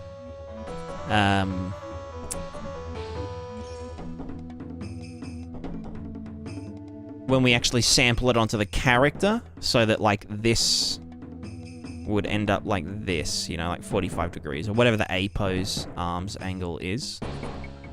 That way it would like fit the arms properly without having any like weird kind of missing bits and whatever. And so then you could do really easy, like, you know, section-based values onto a character, which is like notoriously difficult to set up in like a modular kind of way. Because like you could set it up with like, you know, 20 different hand-placed masks, where you're like, okay, this one is the hand, left hand, right hand, and you give each of them, you just have like a billion different parameters that you've got to like hook up in the material, and then like when you want to do a different type of character, it's just like, oh, now they're all fucking different, and the bones are different, and the whatever. So this might be an interesting way to just be like, okay, yeah, the hand is damaged, or the hands are covered in blood, or the feet are dirty. Sniffer, sniffer. Or, you know, they got punched in the face, and it's just like good to go. No like runtime vertex painting, which is pretty expensive if you're doing it constantly. And decals are kind of out of the question, because like you'd have to have, for a character, potentially like 20 different decals for each section, and the decals also don't get skinned onto the character properly, so it's kind of like a big pain in the dick. So yeah, this is what we're trying to resolve, and this is how we're gonna do it.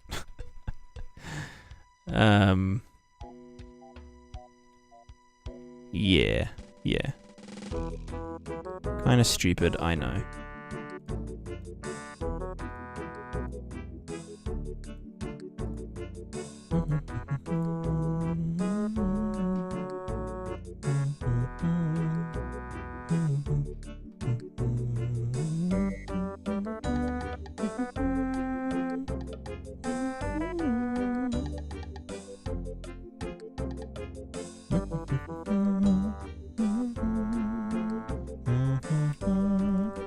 So this was just for...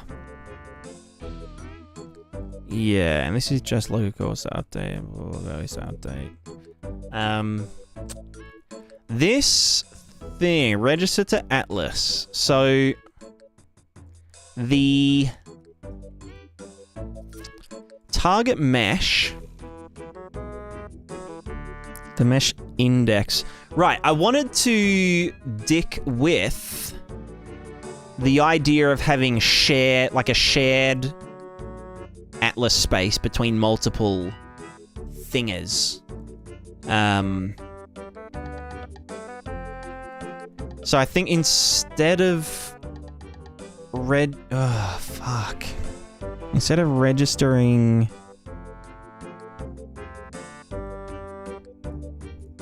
So this would have a key. This would be the voxel key.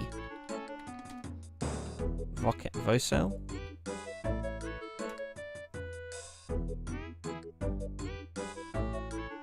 This is just generic object.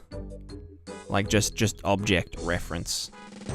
Which also means that variable type object key data is just object to PvP Atlas data, blah, blah, blah, blah, blah.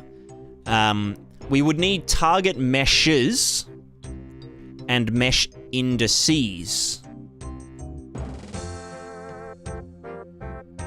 Or no, target mesh and indices. So if we wanted, like, you know, one of them's like an actor, one of them's an instanced mesh, blah, blah, blah, but we wanted them all to share a single VoxelPaint space. These would be parallel arrays.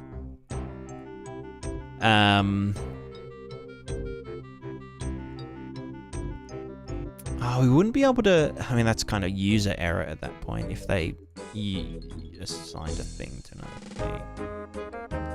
I'm just thinking, like, imagine you've got, like, a bonfire and it's made up of a bunch of different meshes that just get placed there and whatever. And you don't want, like, you know, potentially, like, 20 different meshes to all have their own, like, texture space for the exact same place. That would just be overkill. So... Oh, hello? Hello? Hello? Are we back? I think my internet just died for a sec. I think it's fine now. Let me check Twitch. Let me check Twitch. Deutsch.tv? Chanel? Creator Derschberg?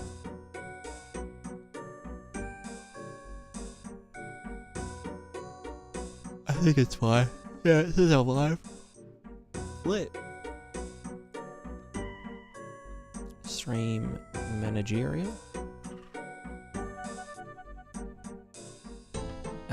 I went down. Okay, but I'm back now. Nice, nice. I think I'm back. Oh, we're dropping a few frames. Let me just turn the quality down a tiny bit. Ugh. Thanks, internet. Anyway, so this is the voxel key, which would be whatever is, like, managing the drawing stuff for that object. So it could be the component itself. It could be the mesh. It could be literally whatever you want it to be. It just has to be consistent. The target mesh is an array. An array of mesh components. Important. And the mesh indices is an array. Oh, no, fuck. That would have to be an array of arrays. An array of integer arrays. Wouldn't it? Yeah, yeah. That's the key now. Because if it was like target mesh, a static mesh, and then the mesh index would be 0 for that one, and then target mesh, instant static mesh, this would need to be multiple indices. Is it indices or indices? Pretty sure it's like know. It's like index.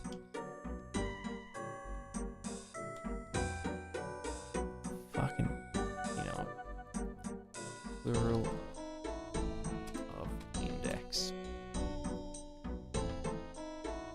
Index is in. Oh, it is indices. Yeah.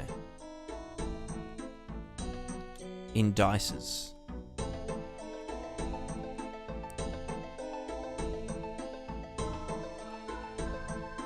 Indices.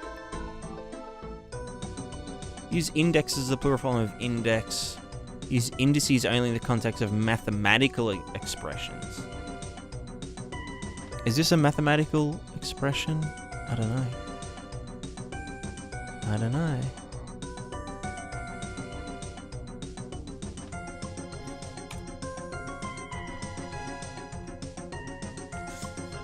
Anyway, this will have to be mesh index arrays. Can I do a nested? I can't do that native. Oh, fuck. Integer array? No. Okay. I could do... No, I couldn't.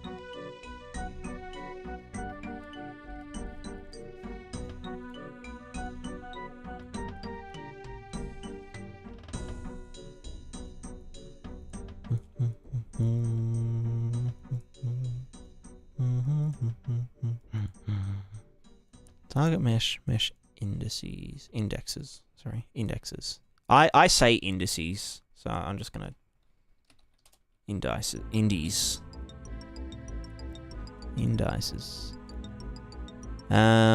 Okay, fuck.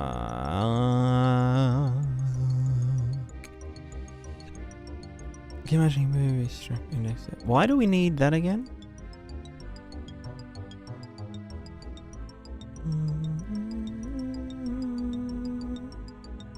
Oh, in case that's already... Ew. I have to do that for each of these. Search the thing to see if... For that mesh. Well, no, because this is a different key. Oh, fuck. Wait, no, the key...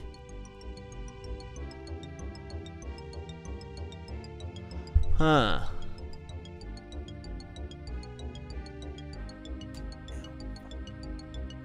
The key...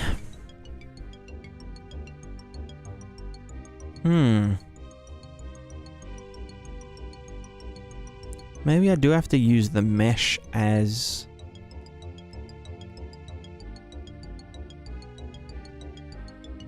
the key. Because it's like, let's say we've got... well...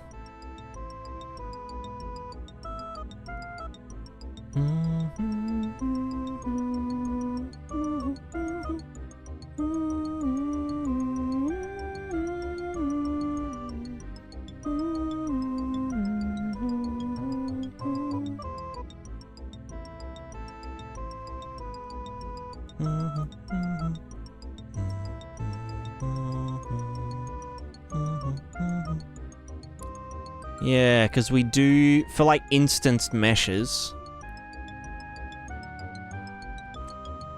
we, like, what's an instance mesh going to use as its key if this tree, this instance of a tree, has different values to this instance of a tree?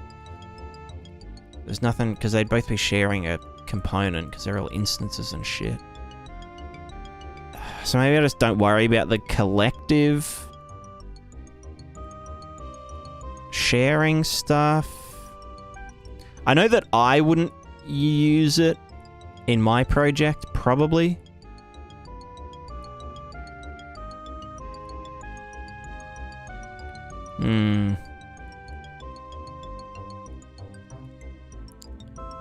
But it kind of just bugs me that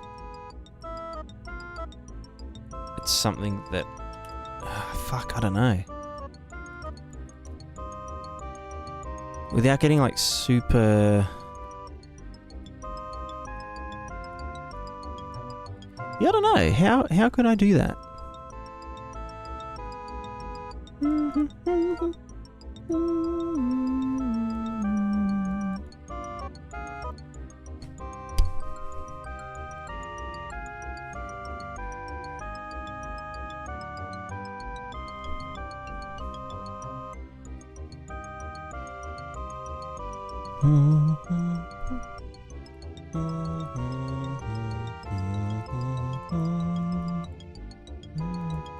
This should be a pure node.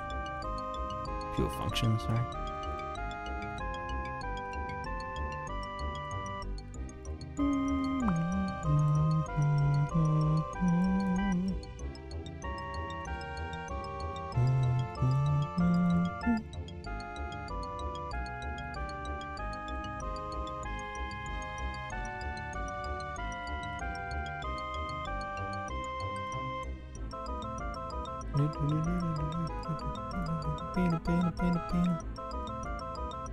So yeah, this is there so that if we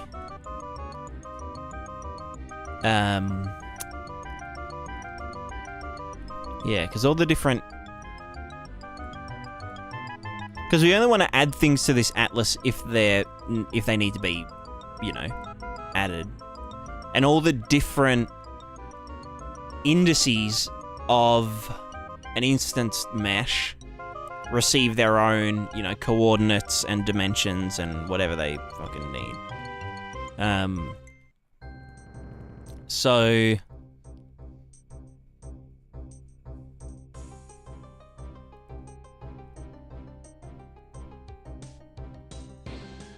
yeah.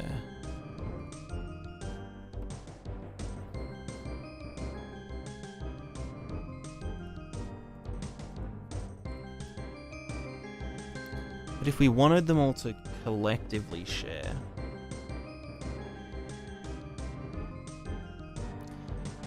we could be kind of gross and do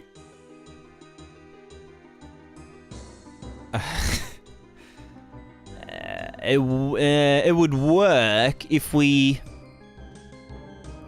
got a bunch of different stuff, registered them all, which would then change their custom data to be reading from that value, and then just use the like whatever one got written last would be the or we could just do assign mesh custom data, like assign mesh custom data mesh index, so just for each, you know, everything that we want to add to that spot, we just fill this in, and then they'd all be reading from that thing, which could get a little bit fucky with like cleanup, but then yeah, if we wanted to change the value, you would just change it with whatever the key mesh is, or the key object. Yeah, no, that's a target mesh, because we then use that to do this, so yeah.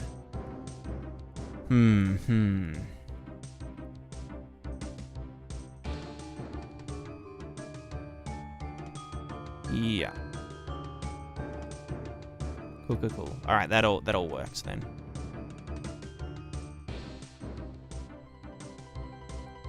But there's just no way to unassign them from that thing, other than to just unassign that one. They'd get deloaded anyway, so their data would change.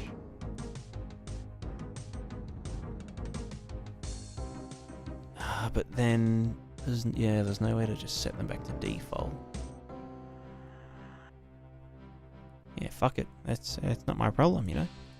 Not my problem.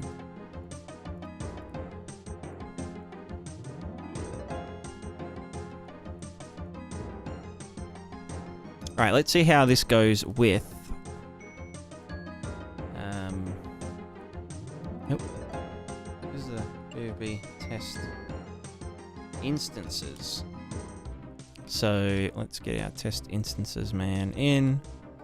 We are gonna do event graph. Basically just test... You know what, let me just duplicate test boy.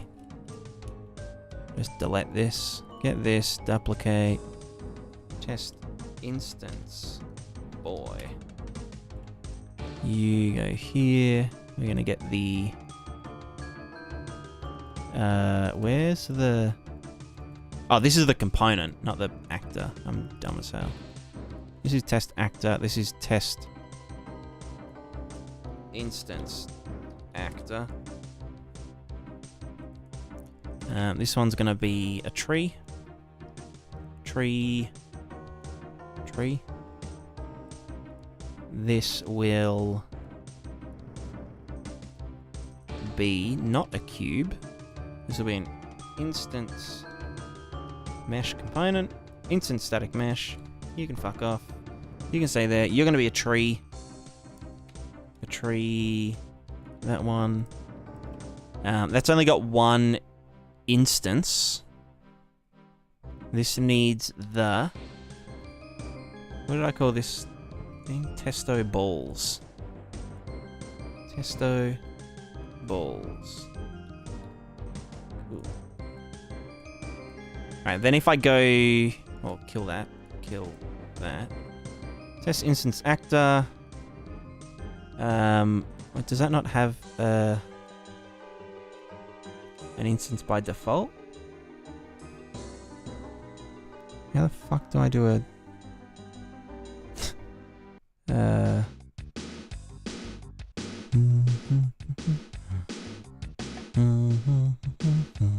Instances. Add an instance. There you go. So we now have the tree. And then if I click on in this place, instance 0, and then I can duplicate that, and we get the different instances in the place. So these are all different. They can all be different sizes and shit. Who fucking cares? Yeah.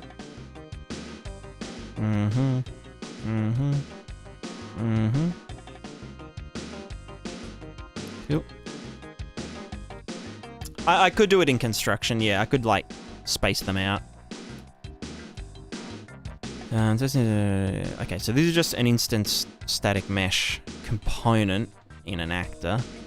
Then for the instance dude, on begin play, just give us the manager, do a random delay, I don't fucking care.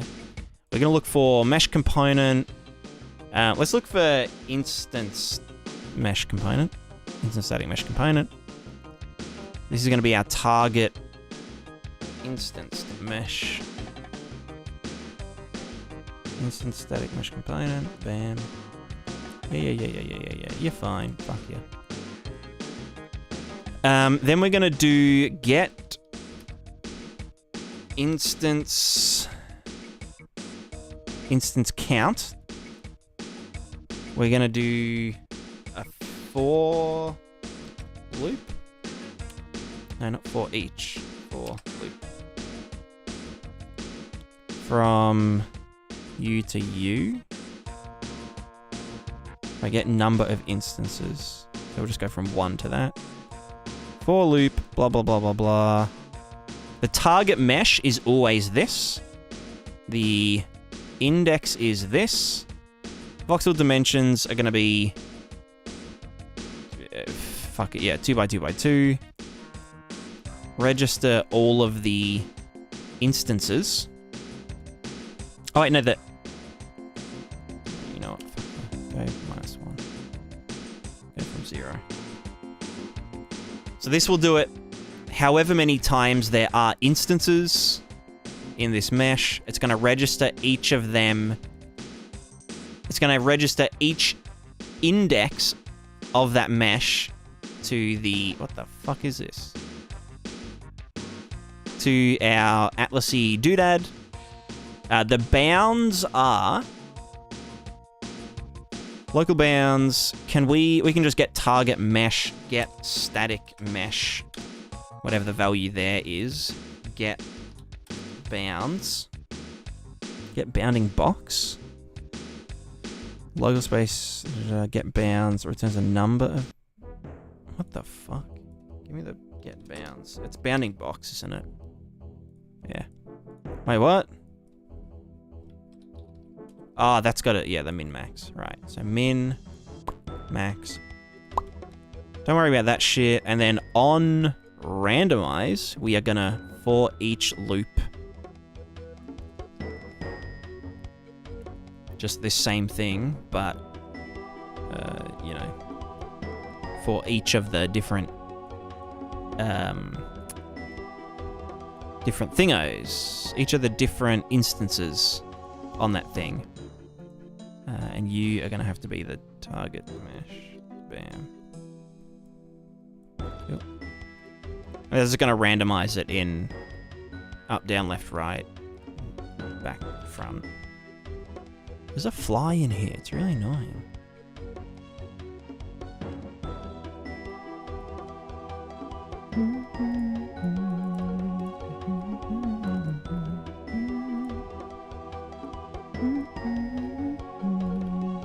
Now, why isn't this working? Well, I'll tell you why. Because this is using custom primitive data, not per instance. Per instance custom data 3 vector. That's what we want.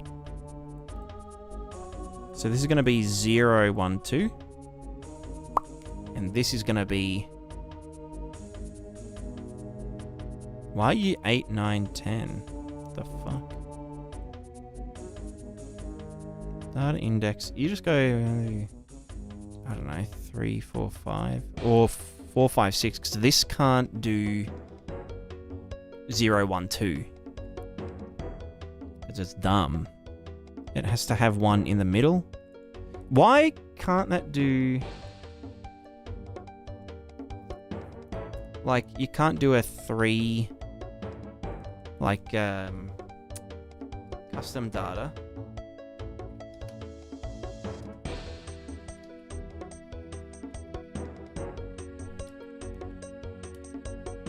Yeah, because, like, you've got a parameter. Convert to parameter. The parameters are 4 vector. Use custom primitive data. It's a 4 vector. But then, really stupid, the node that does it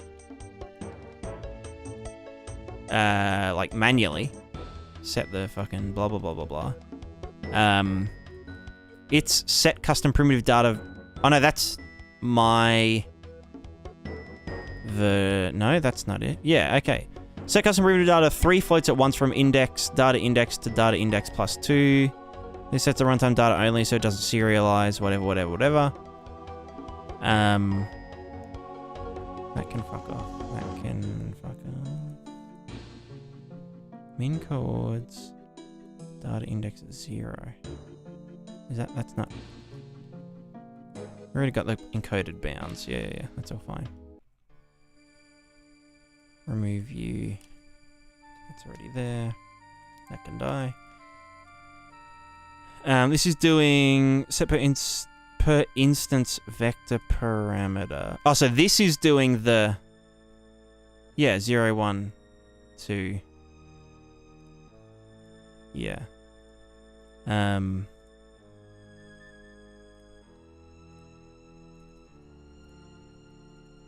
So that... Wait, what's that even going to again? Initial param index is custom data 1, 2, 3. So then in here, it's going 0 and then 0, 1, 2, and then 3. So yeah, 0 and 3 are our thingers. Now these don't get names in materials. It's kind of spooky, but whatever. Alright, this was getting it by name in the previous thing, but I don't know, fucking whatever. So this needs 6 floats to begin with. Otherwise those dimensions aren't going to get set, as you can see here. So in our test instance test instance actor, we need custom data, num custom data floats, 6. Yeah. And then the defaults are just 0, 0, 0. Custom primitive data defaults. So this is, you can have custom primitive data for the entire instance, but then you can also have per instance thingos. So because these are still declared in there, it's getting a bit annoyed at me. but it can piss off for all I care. So this should work now. No. Why not? This is all fine. That's all good. 1, 2, 3, 4. Cool. That's all reading from the texture. Are they... Let's just check the actual atlas. Actually, can I select multiple of the instances and just duplicate them? Yeah, cool.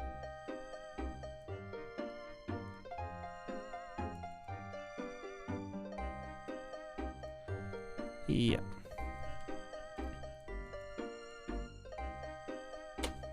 Make it big. Flashbang. So why? Let's see this. This is getting... Oh, well, actually, I can't fucking tell if it's getting assigned because these cubes are all doing shit. Let me just get instance. Just the test boy. You don't do anything. Just fuck off, basically. So they won't read, or sorry, write to the atlas. These ones should be writing to the atlas and randomizing occasionally, which they are not. You know why it is? Because the test instance actor has the wrong fucking component. It's PvP test instance boy.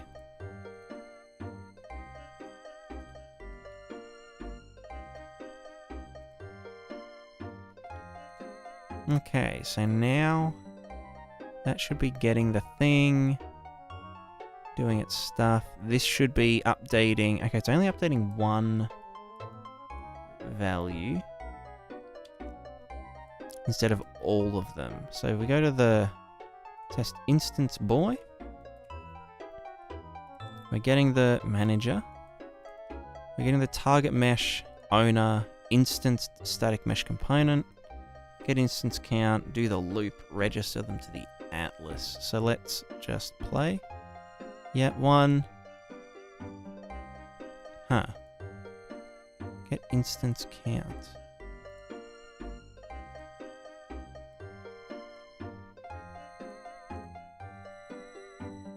Are these not all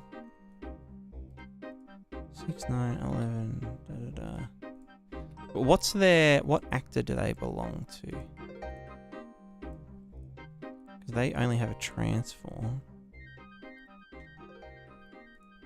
Let me just kill that for a sec. Let's just go... Instance actor. Let's just do, like, some of these...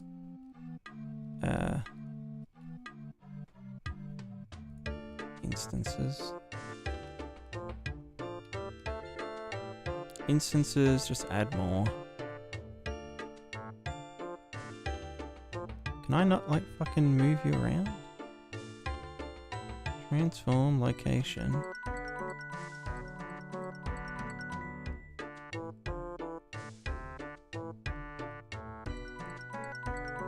Oh, fucking yeah, Alright, we'll locate these nuts, you know? So this should just have 3. Yeah, right. So instance, this one. So we should be going 1, 2, 3. It should be loop. It should be getting 3. What is this giving us? Get instance count. Show me what you are doing. You're getting 3. Okay. So it knows there's 3. So that is looping 3 times in theory. We can do prompt string. We print each time with the index.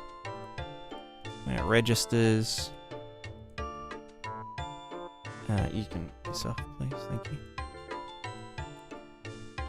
012. Cool.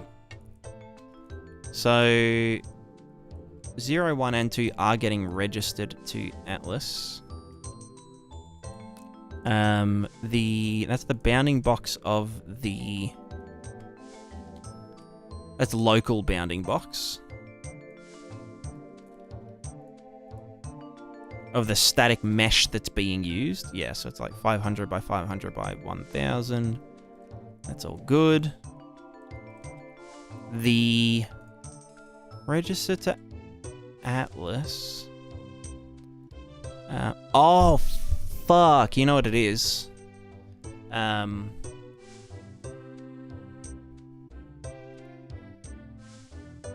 When we're searching the Atlas for free space, we're just getting the length of the map, not the length of the map with the things in it. You know what I mean? Because the map has a struct, and then the struct has the indices of the instances that have been assigned to a voxel atlas space. So, what does that mean? Well, it means that we need to either, whenever we add something or search for space, we need to iterate through every key and then the number of entries or the number of indices. Wait, how does it get registered again? It gets added to the Atlas data array. So one mesh can have multiple of these structs. So an index, the min, and the max. If we wanted to do proper packing and shit.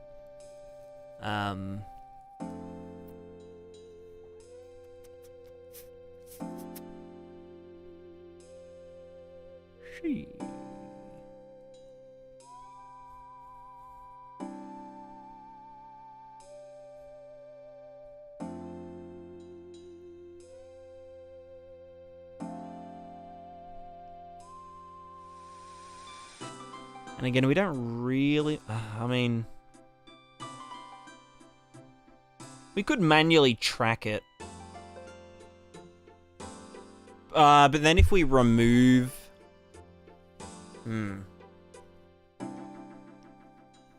If we remove one from the middle, and so that space is now free, then everything gets shifted around and shit, so our thing kind of gets fucked up. But that can just be a future issue.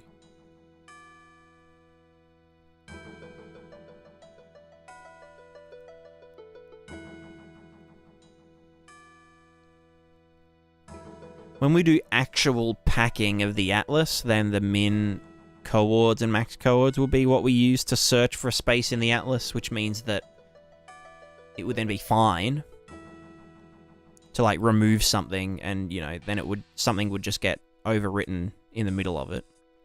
But for now, because we're just using the length and shit, if we removed something from the middle, and then we were using the number of entries to decide where something goes next, it's like, it's not good.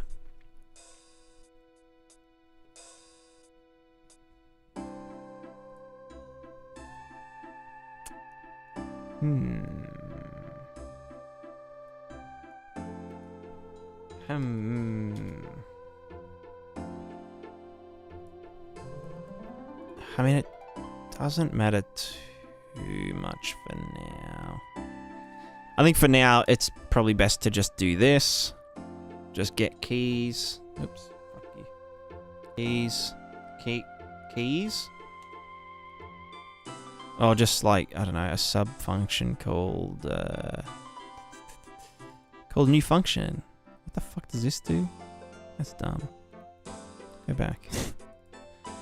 New function, bam. This one's called get number of meshes assigned. I'll get number of slots assigned.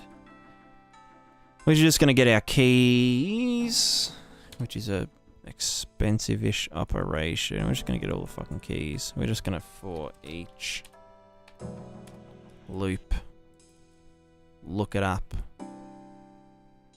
find this, bam, if found, then we're going to break this. The Atlas data array. Oh, but if they're all... if any of them are sharing that spot, then it's like not... Fuck. Do we just need like a list of which... No, that's dumb, because we're going to replace it anyway. You know what, fuck it, yeah, let's just go length. We're gonna get that, we're gonna get the local variable called total length. This is an integer. We're gonna get u, bam bam. We're going to add this length plus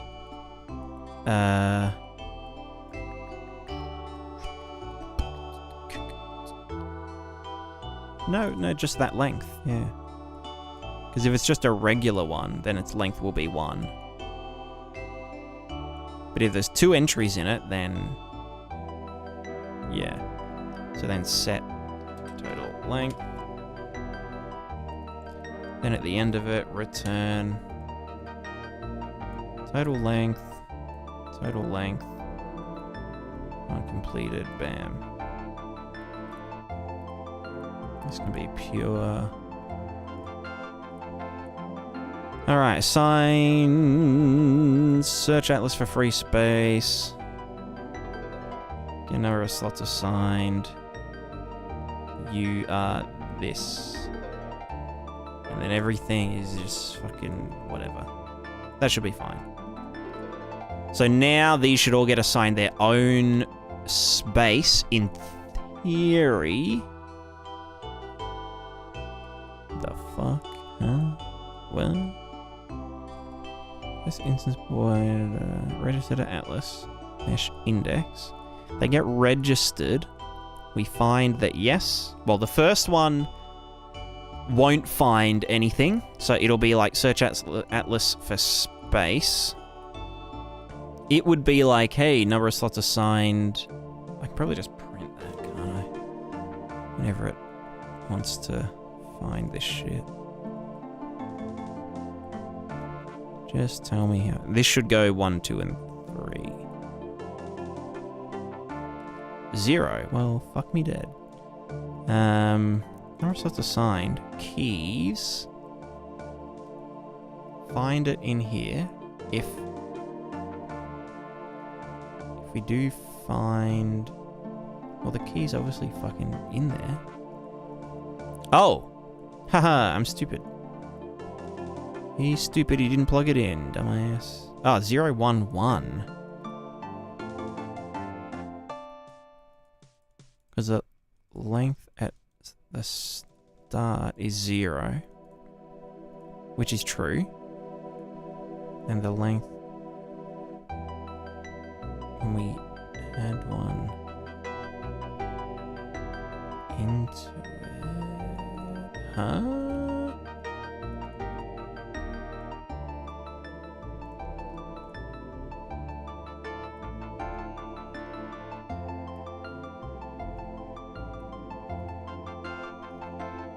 Why are they all going to 1?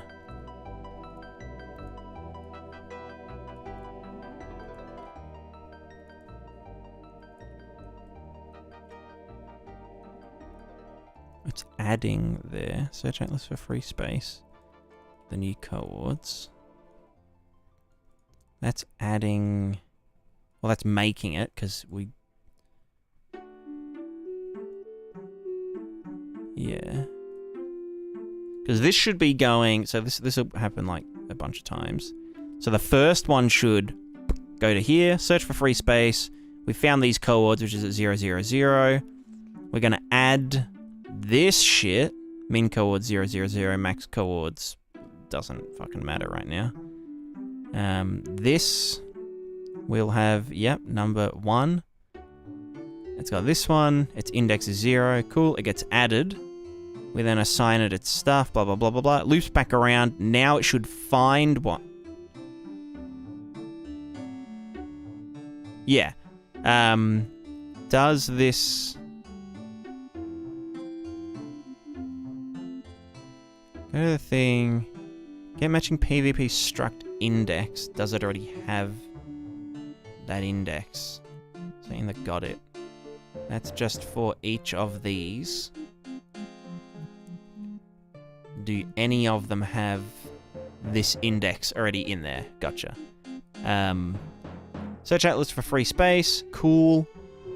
Found min coords is 400, so 4 units along in the atlas. That then gets added to this data.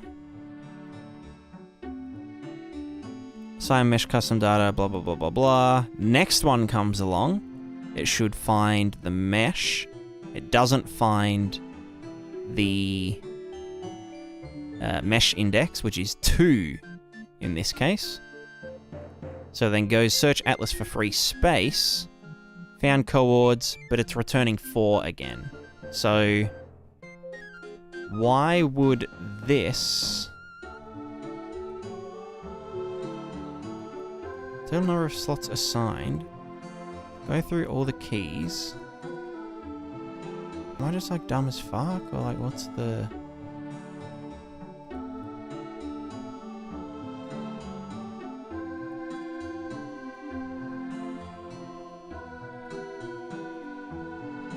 Go through all of it.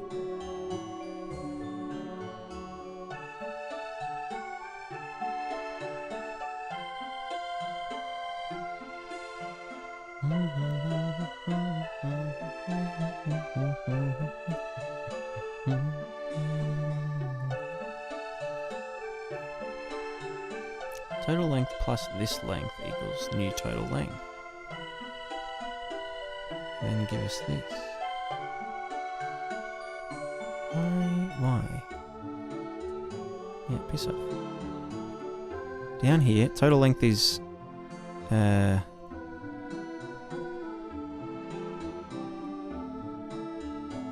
Total length is 1. No, total length is 0 at the start. Oh, right, because we only just checked it. Now it should be 1.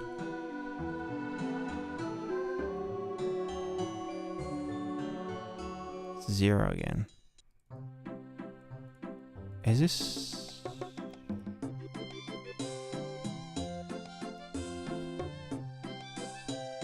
Last index would give us...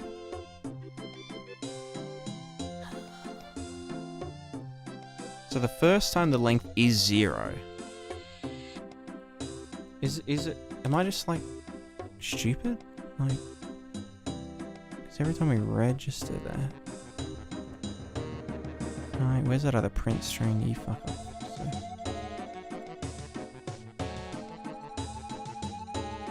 Alright, no, get out. It's just all 1s. But the length is changing, right?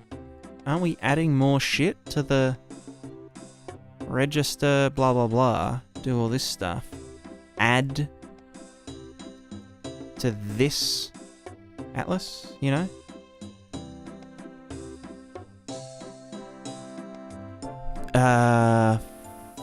Fuck, does a struct always by reference?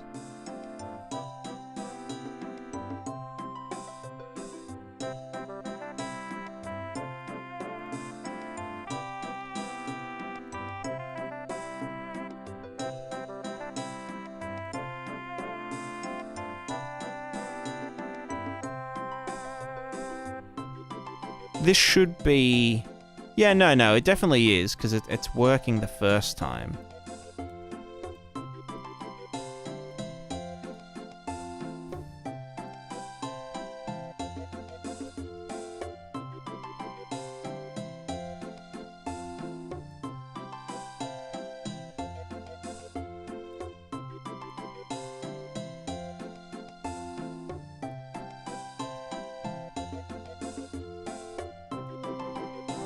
Why can't I get into it?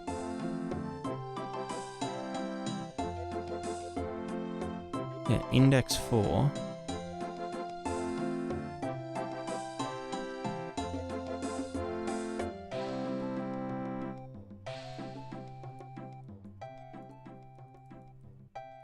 Can I just do a really dumb, like, get this for each?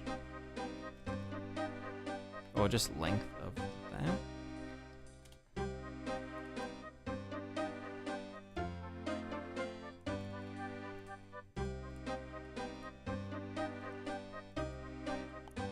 And don't even worry about this shit. You can fuck off. Well, no, because that's where it's... Keys, object data, find... Extract from the key. Break this, get the length. Add that to all the shit. Why would the array length not... Yeah, we get it. Okay, back, and then go here. Okay, so this isn't...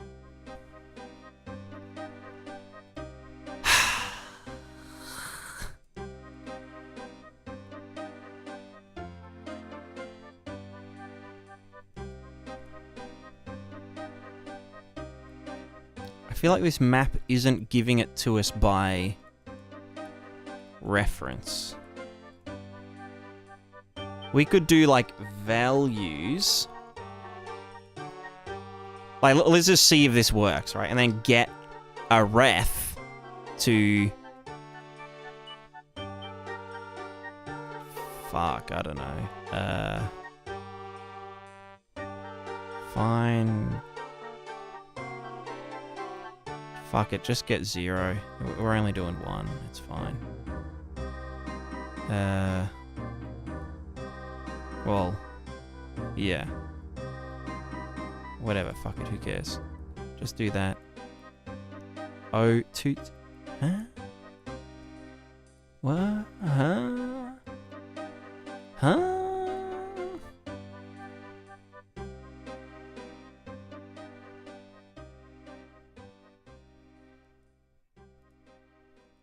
I fucking hate nested structs, nested array structs.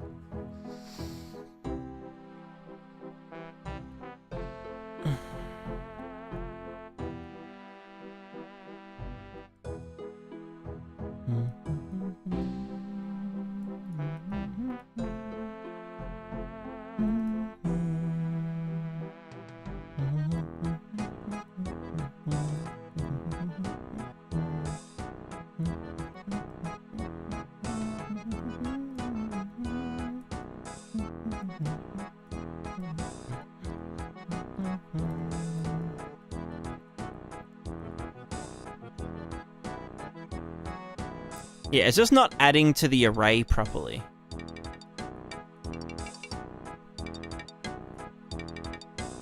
Let me, let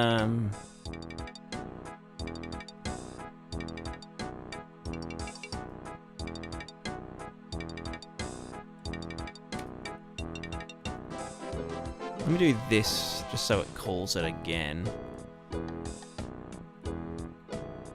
Yeah, it's just saying that its length is 1, even though we're adding a bunch of stuff to that array within the struct, within the map. You know what I'm saying?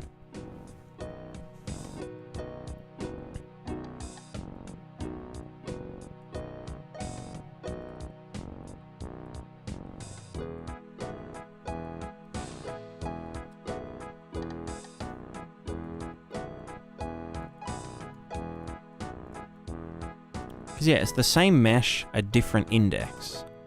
We found the mesh, so then we're gonna...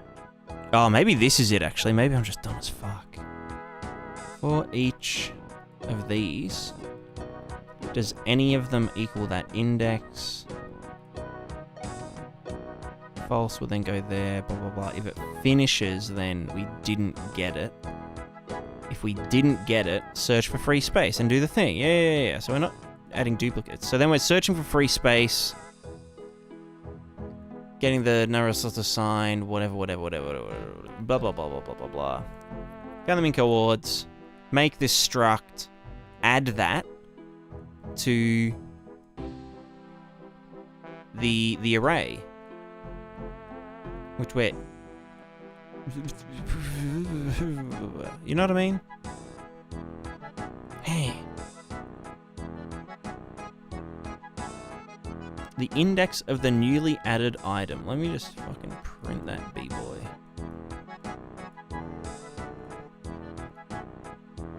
One. What do you mean one?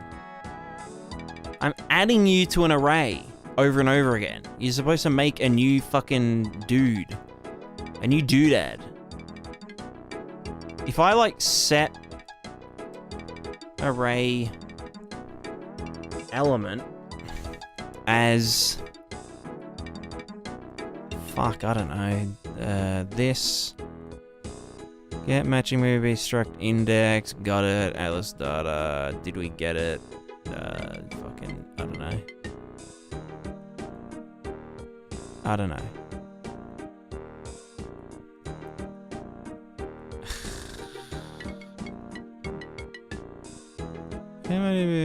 Index. If we search through all of them, and then when you return...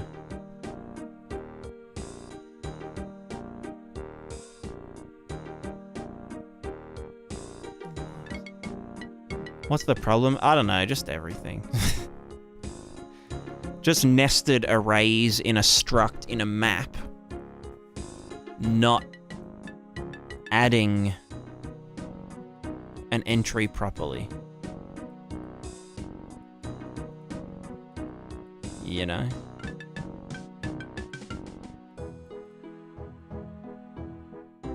Try turning it off or not? I don't know, yeah. Yeah, I guess.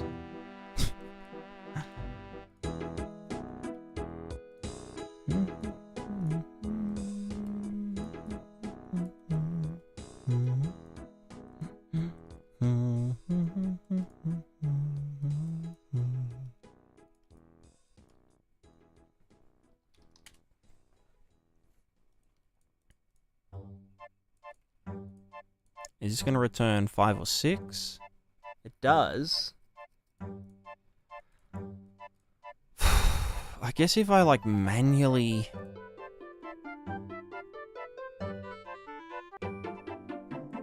No, but is that just doing it because it...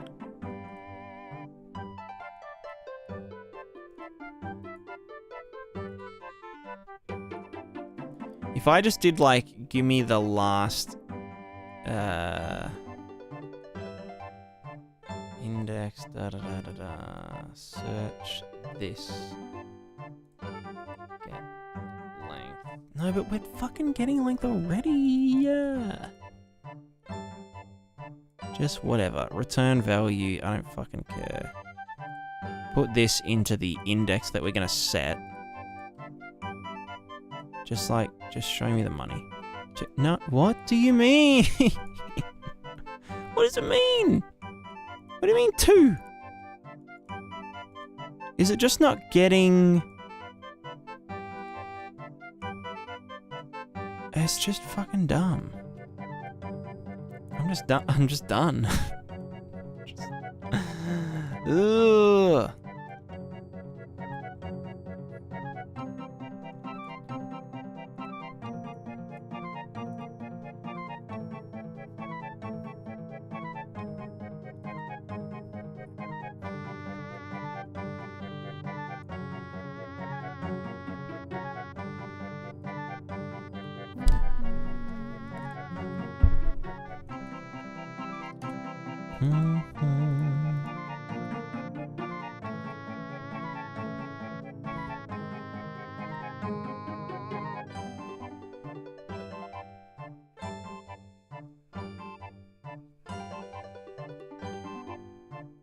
That's now number 2. Yep.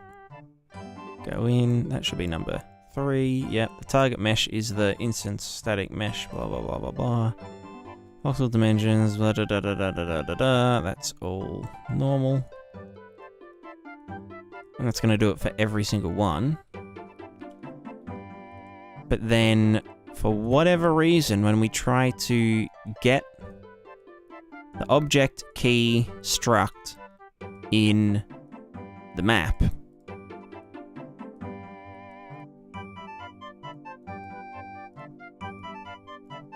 and then break that, and we try to get the length of this, or add something to it, it just shits the bed. Like, if I did like a for loop, not even for each, just for loop.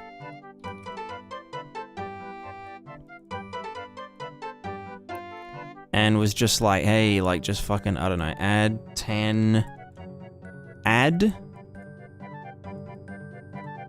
times to this thing, and then show me the length of it. Is the length ever going to be 10? I don't know, probably not, because it's like a fucking, like I'm literally saying this, add to the array 10 times, then print string. And so this is just saying, hey, yeah, no, my length is 1, ha ha ha, my length is 1, my length is 1. So it's obviously not getting this by reference. Or it's not getting this by reference. If I got this by reference, by getting values by... Get the values array. I don't know, maps are just so fucky. Then it's gonna be like, hey, okay, length is 12, cool. But then, yeah, oh, then why can't it do it at the end of each frame? Like, the fuggles?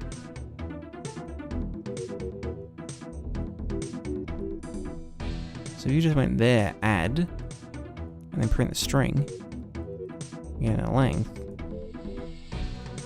Then why can you not just fucking do it? We do this. String value 2, go to the next, go around the next one. It's 2 again, go to the next, blah blah blah. It's still 2. Why is it that this is just like a fuckfest?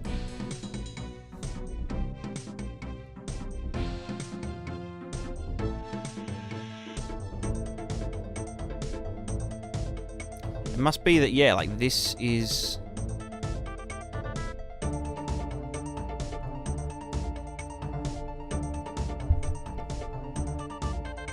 This isn't... There must be a reference to this array, because an array is always a reference. If we were doing a loop on this copy of, or this fucking whatever, if this is a copy of the struct, and this is a copied reference array reference, and we did this loop, then it would return the correct thing. But if we then, if our loop is outside of this thing, and it's like doing a bunch of fucking whatever, then it's not doing the thing with the stuff to get the thing. You know what I mean? I hate it.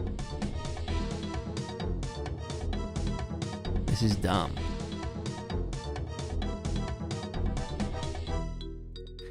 Wait, can I just, in PvP Atlas data? No, you don't choose by reference, do you? Is the array? No, it's just an array.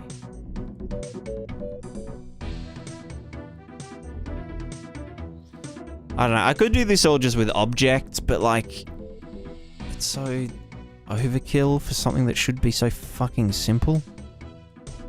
You know what I mean?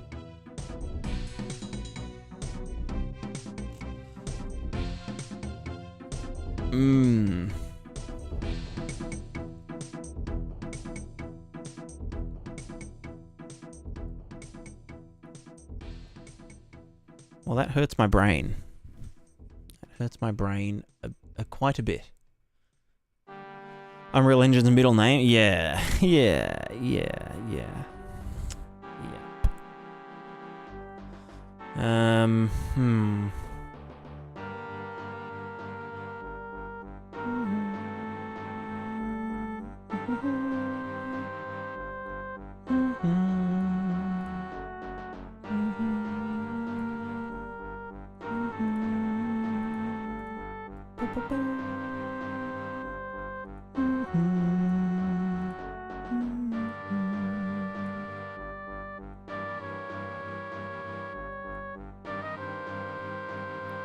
Yes, that's really dumb.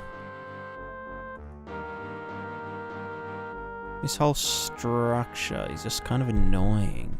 How else could I structure this? Instead of having the mesh as a key to the values to the thing, it could just be...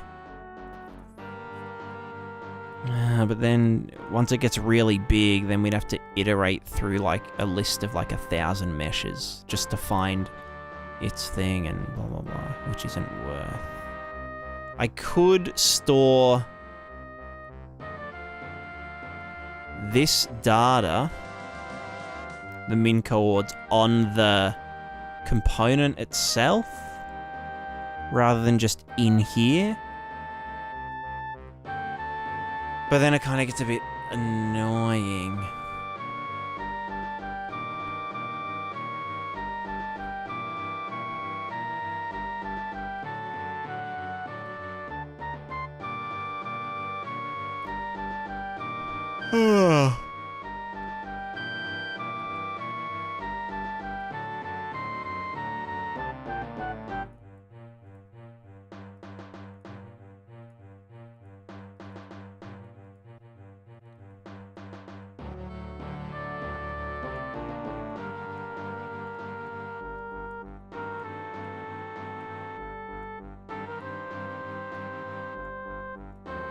If there's just one instance, does it still even work? Like if there was literally just one, and that's got its blah blah blah, is it even gonna get... So register to Atlas. Whatever. Let's just presume that it's at 0, 0, whatever. Find, do this, piss off, get that. Yeet it down. If it's already found it, do that. If it hasn't found it, search for a space. This is just going to be 0 to start with.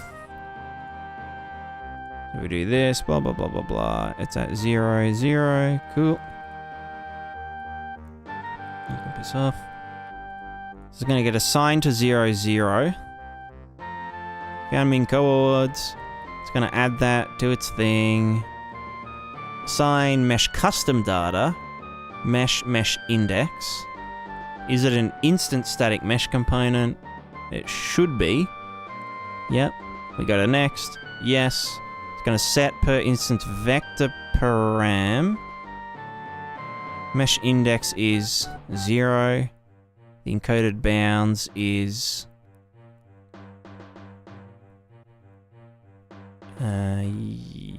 yeah. Wait, do the bounds get truncated in here? Yes. Good. That's going to do its thing. It's going to set number 0, custom data index,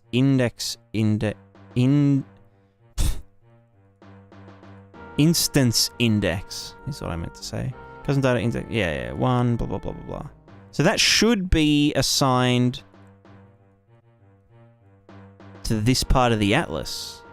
But why isn't it? Oh, I know why, because I'm dumb as fuck. It's because it needs to be vertex interpolated. The UVs need to be vertex interpolated, or the result needs to be vertex interpolated.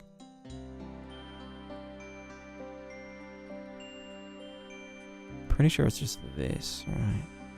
Because then if this is vertex interpolated, the pivot point... Where the fuck's the pivot point coming? World position...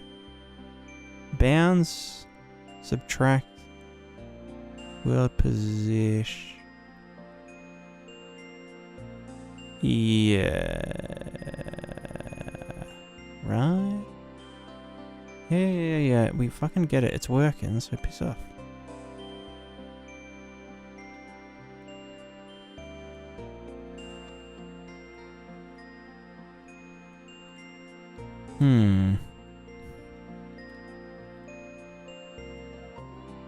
How's Baby Sheep Picos doing? Good.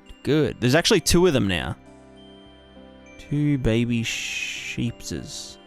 Oh, wait, these dimensions are... No, that's correct. What's going wrong here? Why am I so... Why is everything so painful? Ugh.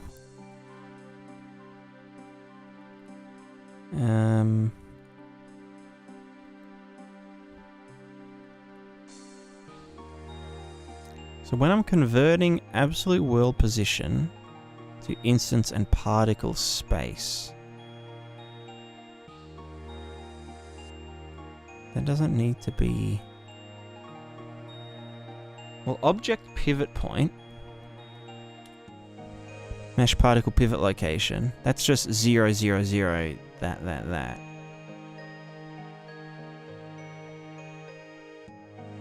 There's no position, absolute world space to instant particle space, yeah. So that should work if it is vertex interpolated.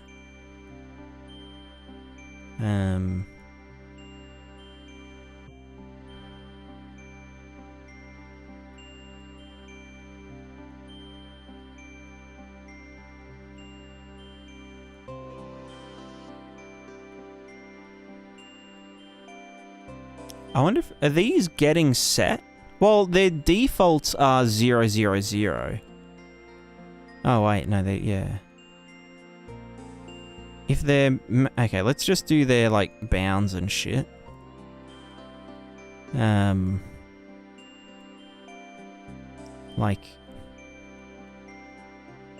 I don't fucking know. What's the... Coords and dimensions is... Yeah, 222.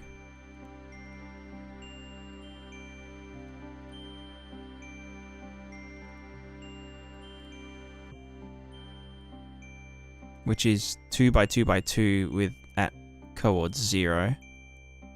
And this can just be the bounds, you know, fucking 300 by 300, 300, 0. 300, 300? I don't fucking know.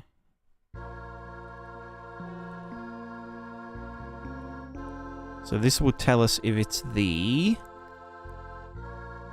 assignment to the custom data bullshit that isn't happy.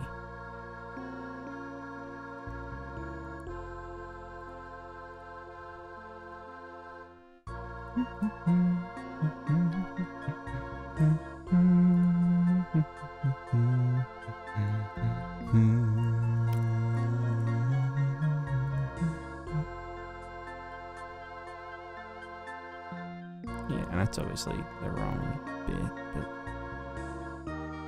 yo low.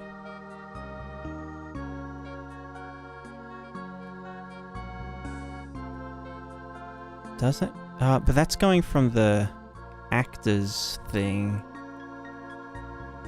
So if that was vertex interpolated, then it should go from its individual pivot point. I fucking know. Stupid. I'm fine. So it's the bounds that aren't getting...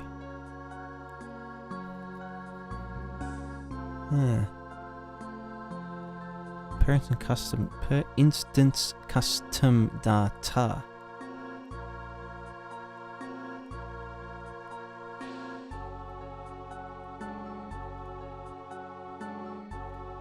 Does that have... I'll kill you real quick. Why can't I... Yeah,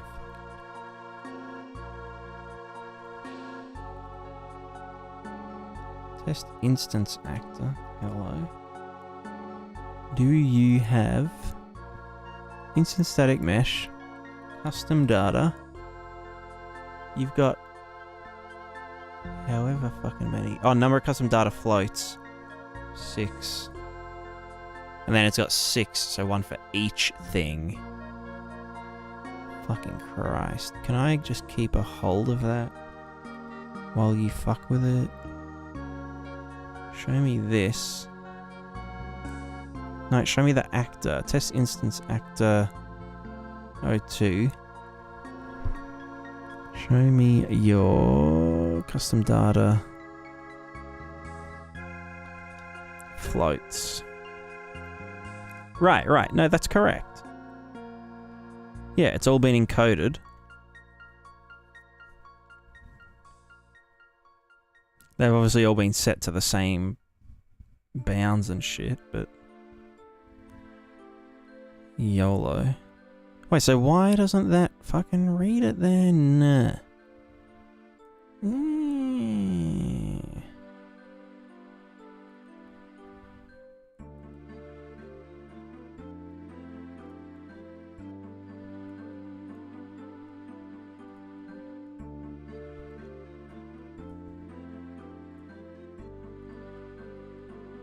Okay, now the bounds is... Well, actually, no, yeah, the bounds is getting... Okay, the bounds is fine.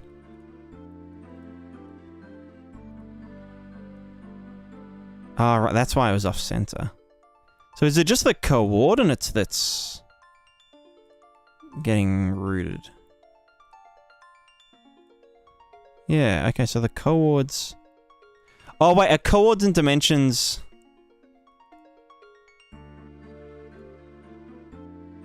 I'm fucking so dumb. Why am I...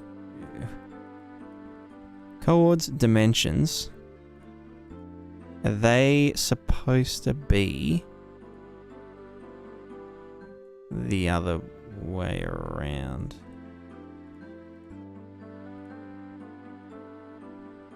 Oh, hold on. No. I don't know. I'm just not smart enough. Kravia, yes. If you got a question, I'd love to answer it. You know. 10 Corrado. Do you think you get a play test something next year? Really looking up for your game? Potentially some kind of play test. You know. Trying to understand how virtual bones move. So to do so, I've been blending some poses. Have a look at the intro left. I understand the top half, kind of the bottom half. Let me have a gaze.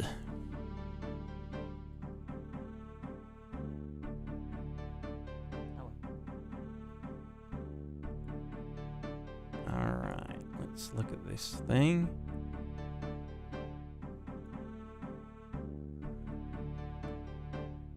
Alright, let's zoom it in.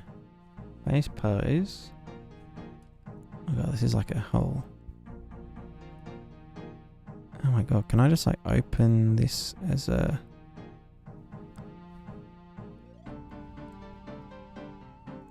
Open image in new tab. There you go. Okay, good. Alright, base pose. Virtual bone root is the left hand. And,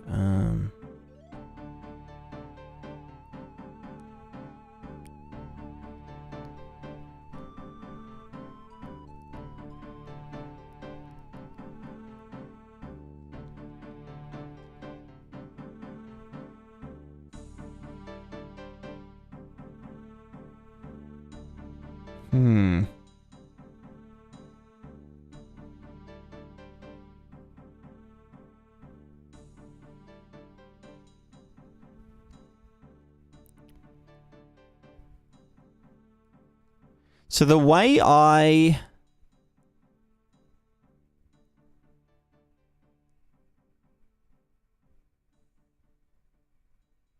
trying to remember how virtual bones work.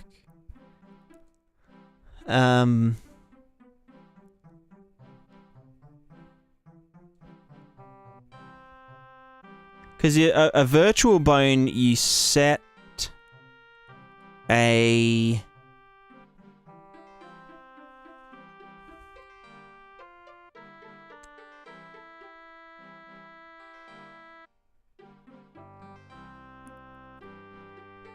You set, like, the bone that it's supposed to... Like, okay, let's say it's, like, the hand bone, right?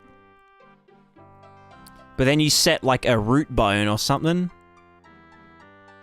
So, like, as an example, let's say I had, like, an animation. Fuck, I don't know. With a gun. And I set virtual bones for the left hand or the right hand. But I parent them to the root bone. So then if I don't know, made my character taller or something, or moved my character's pelvis up, or just the whole character up with like an animation or something, but didn't move the root bone, those virtual bones would stay in that same place. So that I could then use IK to, like, move, like, keep them in place kind of thing, right? Am I hitting any nails on any heads?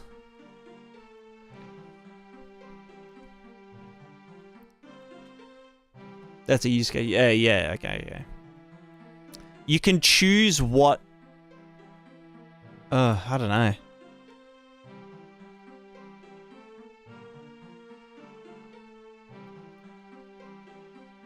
Don't understand how they translate with the parent. Yeah.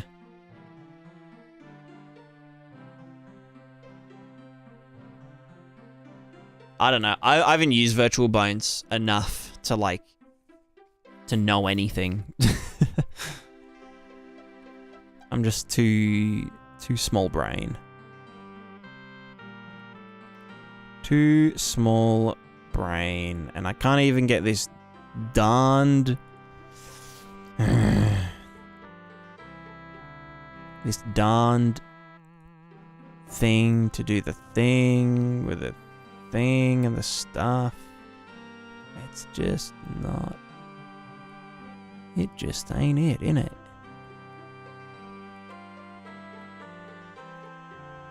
Bloody hell, well, away ain't innit, innit?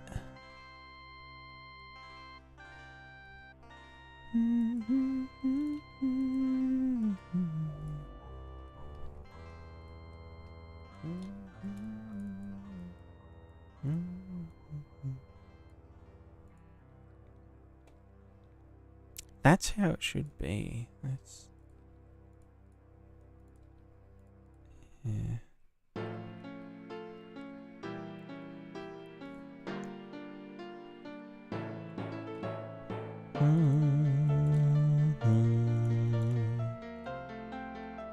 Anyway, I'm tired. I'm done. I'm done with nested arrays in structs in a map and them not sending the reference properly. So, I think I'm going to call it. I'll probably Honestly, I'll probably finish this bit of this offline because it's like just real. It's just shit. So I'll just do it in like bits and pieces while I'm doing other stuff, you know, enjoying life. So thanks everyone for hanging. It was great. We also filmed a video, so I'll get that edited and spew it out onto the YouTube at some point. I also need to film another video about runtime virtual textures. As like a sort of like, obviously, you know, like a general, this is what runtime this is what runtime virtual textures are and what they're used for. But then also like why they're important and why Epic should, like, you know, not give up on them. Why they need to like keep updating them and whatnot, because they're just, you know, they're great. And then I had another video idea. I've got the Cascadeur animation unbaking feature tutorial thingo. But what is the YouTube to-do list? DDX, DDY. Oh, the decal masking thing. And then I'll make a video about this voxel painter method thing. So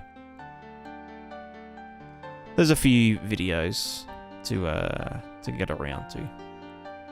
Hopefully I get around to them. But thanks everyone for hanging out. We are going to be raiding Crimson. Who would have thought that Crimson would be online at this time of day? So with that, we say goodbye. For real. Forever. No, not forever. Goodbye. See ya! And to all the YouTubes, all the YouTubists, goodbye to you also. Thanks for watching.